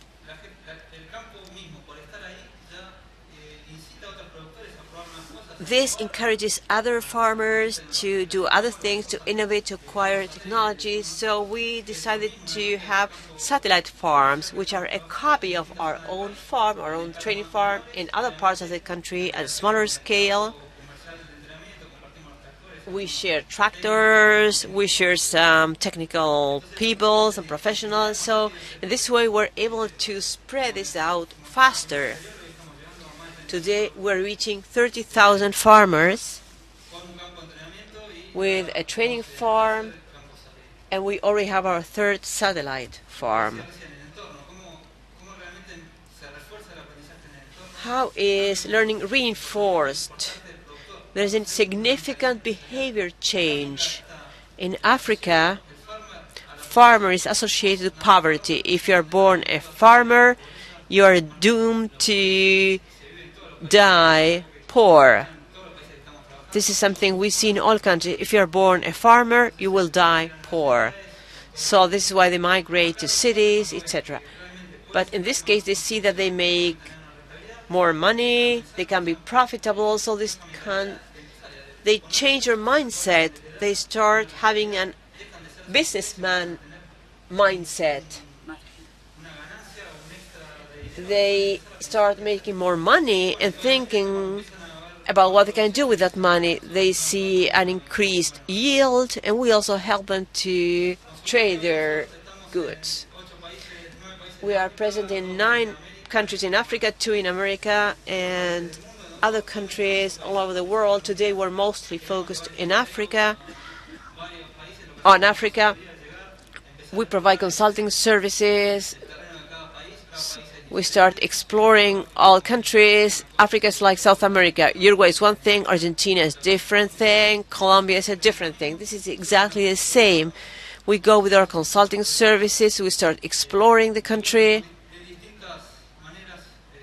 and we provide classic advice, such as in Argentina, a person with 2,000 hectares, we provide advice to them.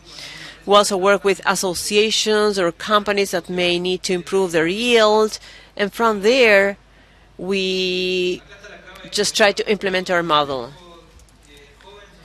We are a young team. I'm the oldest person in the company. We have people from 12 different countries, 4 different continents, and from the best universities in the world.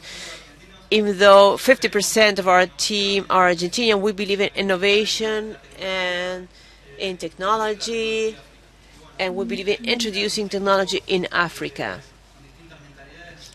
We have people with different ways of thinking, and this is helping us. We want to be dynamic, and this is why we are young and innovators. The common goal of all of our projects and work is that we want farmers, small farmers, to access technology. We're convinced that that's the only way in which they can overcome poverty. We get the support of Verzotti, Vassalli, Aapresid.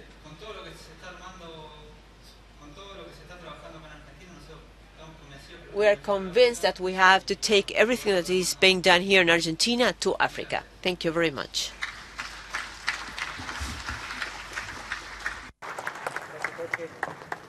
Bueno, la idea era tener un living de preguntas y respuestas. Well, the idea was to have questions and answers now. And we have questions for Hugo. We know that Argentina is present in Africa, has been there for many years. We know that the requirement of the African Bank is for sub-Saharan Africa, different countries from South Africa. In your function as the National Director of Machinery, do you think that we are in a position to work with them to understand the bank's needs? Before anything else, I'd like to thank Aapresid for the opportunity to be here. No doubt, because I come from a private industry, I've been connected for more than 7 years with INTA and with the Chamber of Agriculture Machinery, in particular in South Africa, but also in other African countries. I am very much interested in what I just heard. There's different alternatives. There's different countries with one commonality, which is hunger and the need to move from sustainability to a commercial agriculture, subsistence to commercial agriculture. It's a very valid goal, and it has a lot of merit as a project. And the Secretariat of the Ministry of Agroindustry in Argentina have been working on different alternatives because there's countless dispersed stakeholders. Maybe if we can bring them together, we can create some energy commonality there to try to interact in a faster or stronger way to produce stronger and faster results. And we have been working in developing a program to develop a country brand name to be identified. We are well known because of our productive system and associative technology. Our machine manufacturers have major production, and we don't export more than 10% of what we manufacture. If we export abroad, we would also be generating jobs in our own country. So we need to expand on the one side because we have the protection of a brand name, an international brand name, and number two, because we can work as an export consortium or some kind of organization that will bring together all of our different interests to push the cart forward.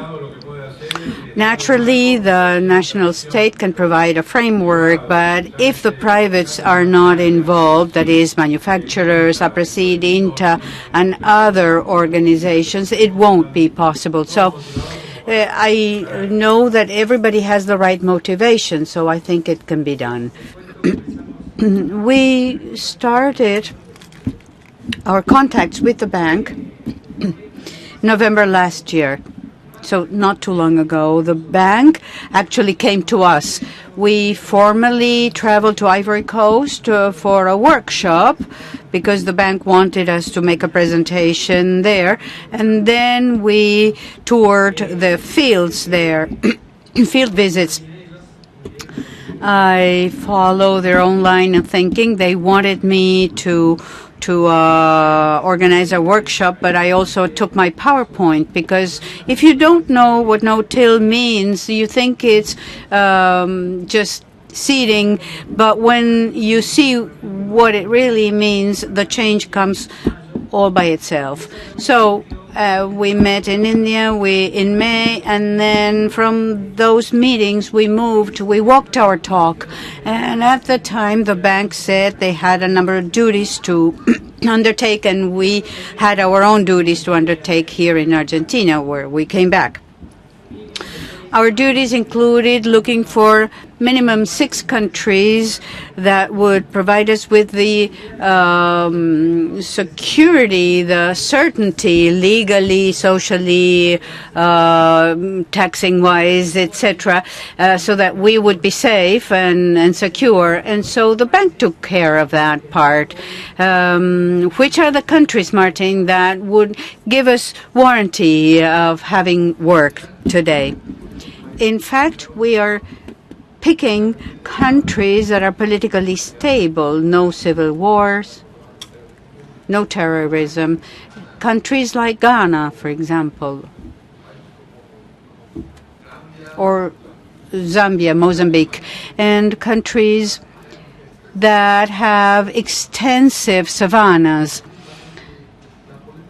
That is, countries where the agricultural policy is friendly.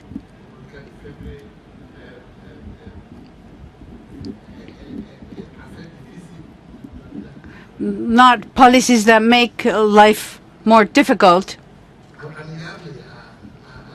but rather friendly to agriculture.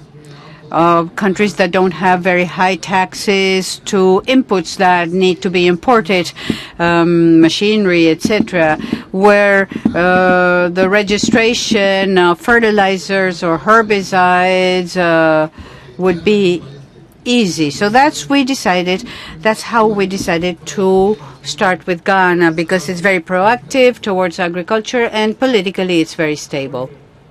Thank you, Martin. Jorge, you picked Sierra Leone because you knew, what you wanted when you left. But now you've had an experience after 3 years. So what is the potential there for, to bring things from Argentina? Because when we traveled there, we recognize, we acknowledge that we did some things that were not right. We've learned from our errors, and now we want to take the qualitative leap. How do you see our no-till system entering there with our technology, where a fine monitoring technology, sustainable, economically, environmentally, and socially? Well, this is the big thing in Africa, because it's not just having the possibility or whether you can do it. I think we have the obligation to do this. It's a duty. What I saw in Africa, from what I've seen, there hasn't been a green revolution there. So we have to move directly, take a leap onto the brown revolution. There's no probability, no likelihood of doing this in any other way. It's very sensitive areas where where man has to act with responsibility. If we don't do this, we will lose those soils. It happened in Kenya. It happened in, Martin talked about Nigeria. The Savannah is very fragile, and with no-till, we have the obligation as a country to take this to Africa, because it's the only way we will be able to save those environments. So it's not just economics. There's a humanitarian reason to do this, so that all these fields Martin has described could go on to no-till in a sustainable way. I did not mention at the beginning, you saw it on the program, that Zudala was announced for this panel. Gustavo Zudala was an ambassador in Nigeria for many years. He came back in April. But Gustavo talked to me today on the phone. He was very sorry that he could not come, but he had a sciatic problem and was unable to move and come. So many years in Africa, he said to me, and now that I'm back in my own homeland, I cannot move and come to something that I was very happy to come and talk. Anyway, the question of opening new embassies with new attaches. Do you have any information in this regard? We have an embassy in most African countries. We are actively working with the new Mozambique embassy and Angola as well, and South Africa in particular. And we are thinking that the whole of the African continent will depend on 2 or 3 embassies with 1 agricultural attaché only, and I think this will be defined in the coming 2-3 months. We have a room in those embassies for the attaché to be there, to stay there, and we were thinking of a joint training effort. All of this will have to be put together for the best. Martin, again. I have not seen any questions from the audience. If you have them, please start posing them, because otherwise we'll run out of time and you won't have the chance. We started with this project that we called Pioneer Project in India, and now the bank is calling it the Green Savannah Initiative in Africa. When we saw what the bank presented, I don't know if you saw the figures that he presented, but it's 400 million hectares in savannas, taking out national parks and biological areas or urban settlements. So it's 400 million hectares where there's nothing. Nothing has ever been done there. So the percentage of subsistence farmers is minimal, and we always think it's difficult to colonize, but the advantage here is that we are not going to struggle against paradigms, but we are beginning from scratch there. So what steps has the bank foreseen to meet your goals? Edgar, if you look worldwide, and you mentioned whatever technology, maize, hybrids, all the way to conservation agriculture, everything always starts little by little. And it's like an S-shaped movement, you know, and then more people get involved, and the S goes up. More people are coming, and it becomes a vertical movement in the S, and then finally adoption starts going down the other part of the S. So it's always like this anywhere. And you can always have a chance to improve your margins, your gains, improve productivity, and people see this, and when they see this, you know, it's an incentive for more people to join. So we started with 100,000 hectares in Ghana, and all of the workers, your suppliers, work, etc. But then we will invite other countries to join after 2-3 years so that they can see what was done in Ghana. And in time, this will become, it's not like a cancer, I don't want to say that, but it's like radiation. And I'm thinking of 8 years. First 100,000 hectares, then the next 100,000 hectares in 8 countries, and then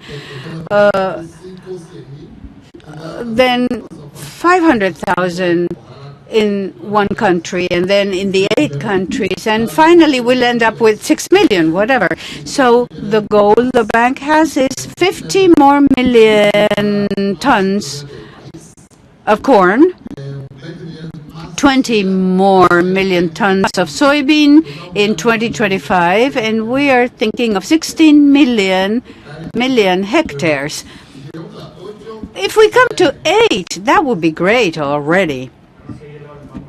And now, Hugo, when we brought this idea up, and like every everything else. When there's an idea, people always come up and say, you're crazy, this is impossible. And then people start thinking about it, and they see the whys and the hows. And when you went there, it's like, teaching a lot of people to produce soybean, and then where are we going to sell ours? There's always people who think in these terms, a very egotistical way, selfish way to do things.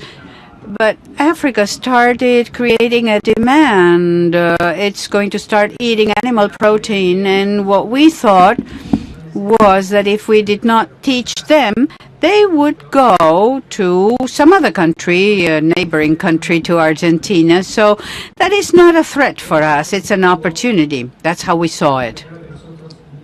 Hugo, it's clear that here we are working on value added.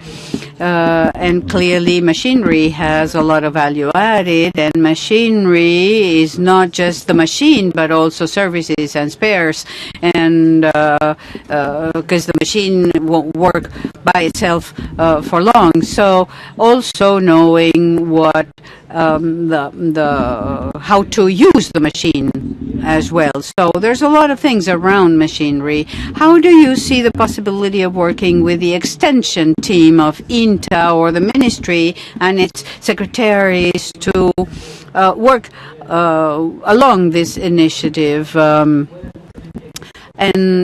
thinking of value added and of creating more potential, not just by teaching them to produce raw materials, but also teaching Africa or giving Africa the possibility of value-added creation. Obviously, there's prejudices like you commented right now, but I share with you the perspective that we have the technology and our innovative spirit as Argentines, as manufacturers, as farmers and professionals will always take us one step forward at all times. If we talk of production of grains and any connected technology, but no doubt we have to start working on value adding in our primary production. So our secretary and two undersecretaries, biotech and foods undersecretaries, we are working for this, in this direction, in orienting undertakings, associations of farmers to start producing and adding value in the origin. So that's a challenge that we have to face. I do not think that this is letting other people know that there's a niche there, but rather adding more demand. We know that the world market is growing enormously, and we know that Africa has 400 million hectares that are crop land, and that is an opportunity from the humanitarian stance and also commercially. So nobody could think this is poor business. Jorge, you're moving your head. Are you saying yes or no? We've heard this expression of letting others know that there's a special niche there that only us could tap. No, Sierra Leone today is a dead economy, no consumption likelihood there. More than 70% of those countries cannot buy anything from you. But if you develop them, as I explained, a subsistence farmer would never buy anything from you. Now he has some extra cash, and that's another business opportunity. I mean, everything is square there. And also, apart from the humanitarian duty that Argentina has, Aapresid is only just beginning to share technology. Why not doing that in Africa as well? The rest is a fallacy, and it's damaging, harmful.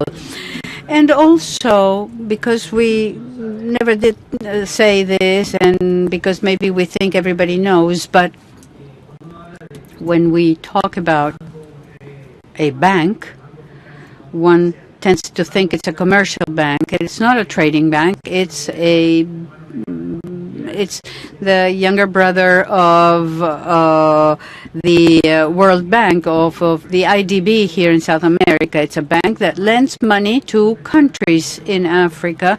It can lend money to other commercial trading banks to finance, to fund opportunities and initiatives. So when we had the chance to tour Ivory Coast, we visited major farmers there, who consume corn, but it's 2-ton corns. And when the bank asked those farmers what they needed, the farmers said the bank should marshal production projects for irrigation systems because they could not get better yields because of lack of water. So we also saw that their plows were not so good, and the way they tilled the soil was not good, etc. And they get 800 millimeters in average of rain, but they can get better yields even with that. So doing irrigation systems for that level of production was useless, we said to the bank, because it would be useful with more than 12 tons, but at that stage no way it would be profitable. So we thought that our system had an opportunity there. The bank has the chance to work in agreements with countries and also the banks with companies who are already working there. Martin, are those companies receptive in the sense that would they be open to agreements with Argentina, with Argentine technicians to start transferring knowledge to companies that are already there? There's two branches here. The one that gives loans to countries, but also loans to the private sector. No, we can't hear. So I was saying that the bank may make loans to the private and public sectors. Loans to the private sector are normally larger, but an advantage the bank has here is they have access to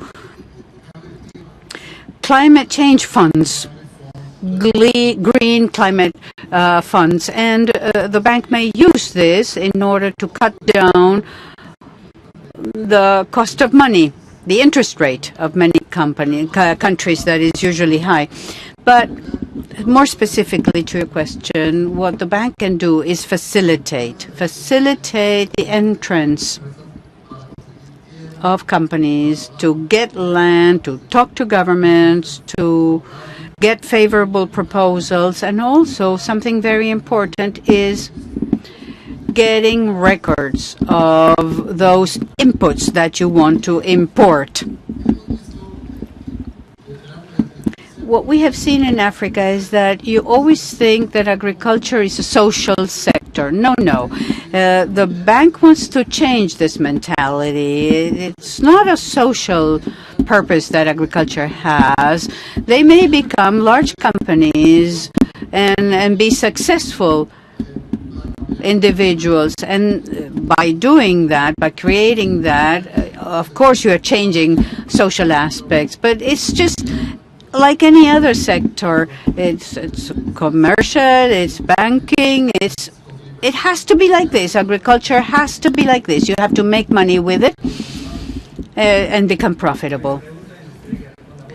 I have a question for you again, Martin. I would like for you to answer it. Why South Africa is not one of the main countries involved in this? En esa primera parte nuestro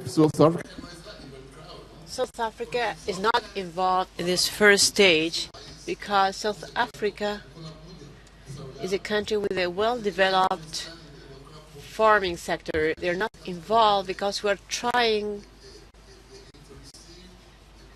to introduce commercial agriculture in other countries. In South Africa, there are thousands of commercial farmers who are very successful, and I don't think they need to be part of this. Another question.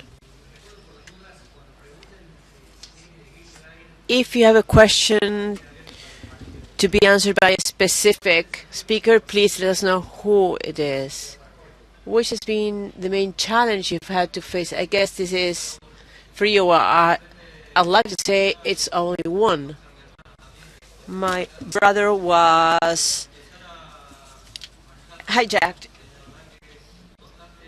in Africa, so he can talk about challenges. We face frustrations, new frustrations and challenges every day. From having an import of a cedar blocked, extreme cases such as what happened to my brother. But we face challenges every day. Edgar, you've seen this, convincing people to stop using colders when they've been using this for ages. I think it's a matter of facing challenges every day. You have to approach issues from different angles because you have to change people's mindsets. We're taking technology and innovation, state-of-the-art technology, and having it adopted by people who do not know what they will eat every day is really very challenging. What type of soils do you have there? Well, as I said in my presentation, Africa is like America. We have all types of soils. In Sierra Leone, we have soil with over 10% of organic matter. I've never seen this quality. And there are other soils with only 30-40 centimeters, with lots of rainfall. In Nigeria, you have pH issues. You have a bit of everything. Most of the Savannah is high quality soil. We know that all soils are different, but the restriction is not the soil at all. We're harvesting over 8 tons of rice with no issues with that. And there is a lot of soil. Then there are other more challenging places. Argentinians are used to that. This is our world. In some places there's more rainfall, less rainfall, but all soils are good for agriculture. There's another question and I'll try to answer it. How do you see anti-transgenic legislation looking forward? We've already said that South Africa is not part of this new initiative for now, but there are some African countries.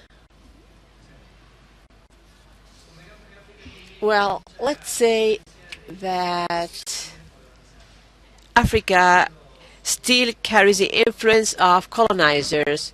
You have French speakers, all the colonies that used to be French and eventually became independent. There is the English-speaking part. It used to be colonies, English colonies.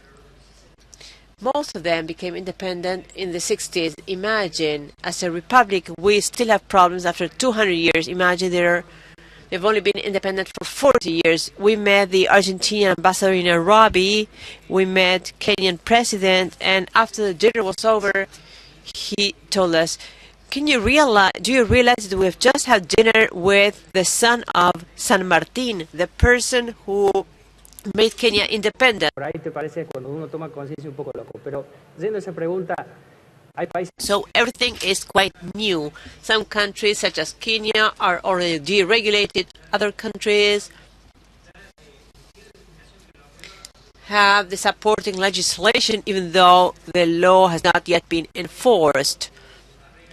There are many tariff barriers, especially those with European influence, such as the ones we see in French-speaking countries. It's a matter of time.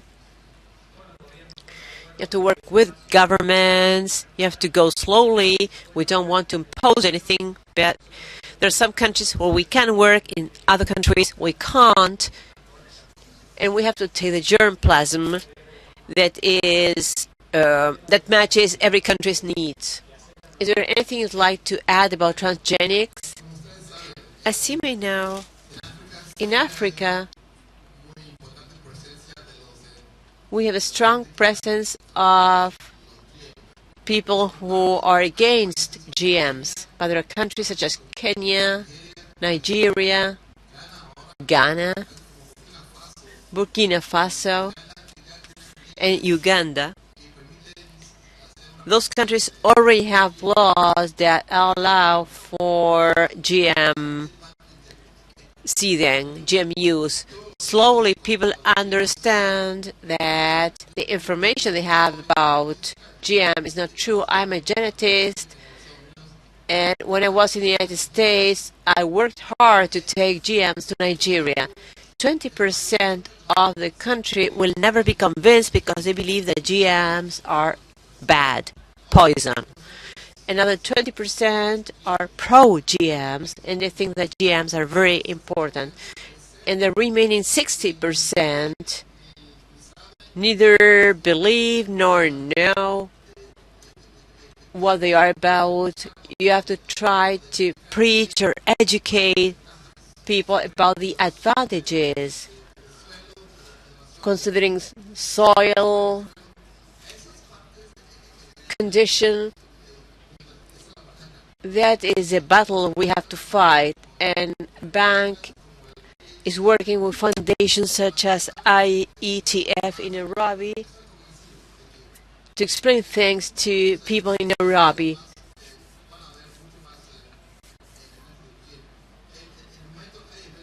Right now there are cotton events in Burkina Faso, in South Africa. There's corn, GM corn. In Nigeria there are two crops. One is cowpea, which is black bean,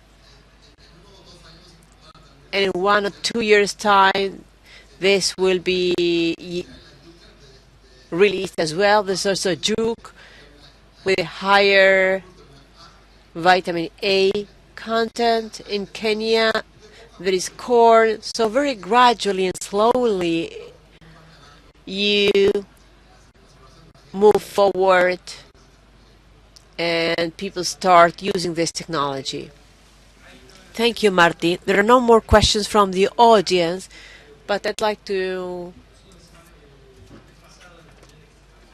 tell you the following. I think there is a question from the audience.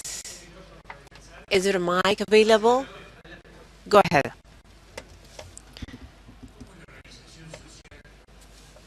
What is the social organization of the different African countries? What about power supply, energy, and marketing of raw material?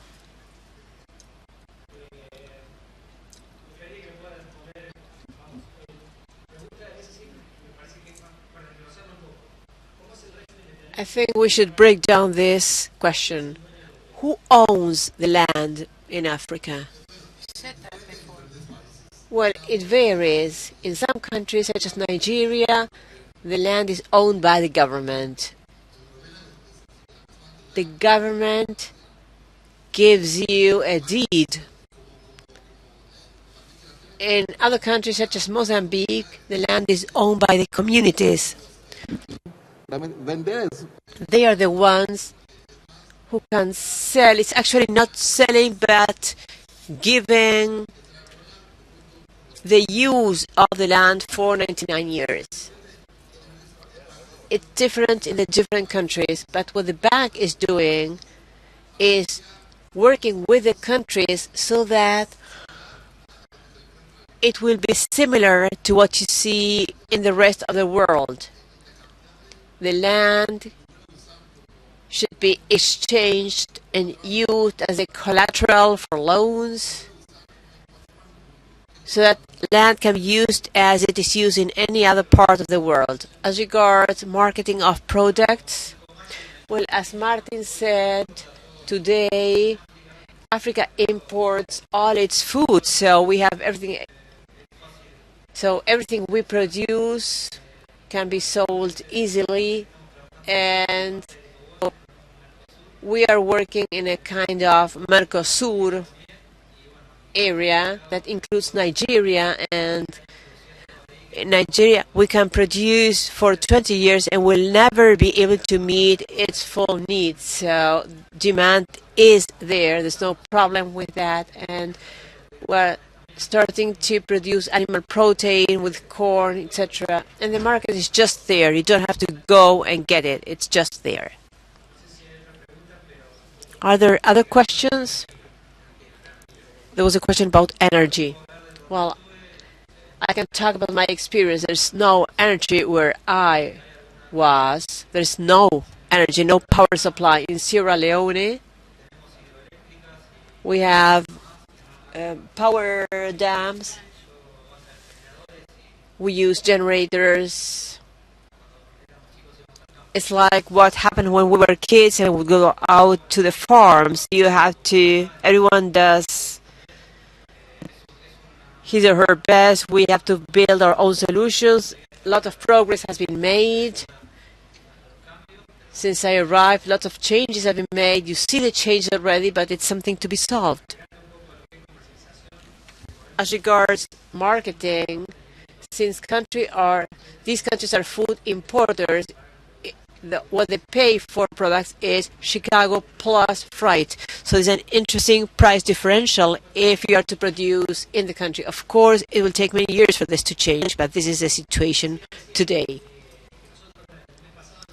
Last month, at the meeting of Aapresid's board, we decided to launch a new program. You know, the Sistema Chakras is a program. There's the regional program, certified agriculture program, etc. We have decided to launch a new program, which is international assistance, because we're getting demand from other countries for Argentinian technology. We don't want to become a lost patrol. It is we go, do our job, and come back. And the bank already knows this. Going to preach with the Bible is not a role. So we decided to set up a framework to motivate Argentinian companies and professionals who want to support us to join this program, so that we can be strong enough for these changes to happen. If we go as a country, as an organization, it will be much easier. We will see results much faster because synergy will be huge. If we go there individually, we can run risks or we can fail, and we know it is very difficult to stand up again when you are far from home. Today, the bank can assure certain countries and regions. When Jorge and his brother went there, this did not exist, and this is why they had security problems. Today, we know that we have security problems even in Argentina, but when you go to countries where the government is committed to doing things, it is different. Last year, we visited Kenya, and they were just about to finish building railways from Mombasa to Nairobi. That train is already operating. So we see that Africa has started to demand things. This will not stop, and the big challenge is whether we are ready to help them from Argentina.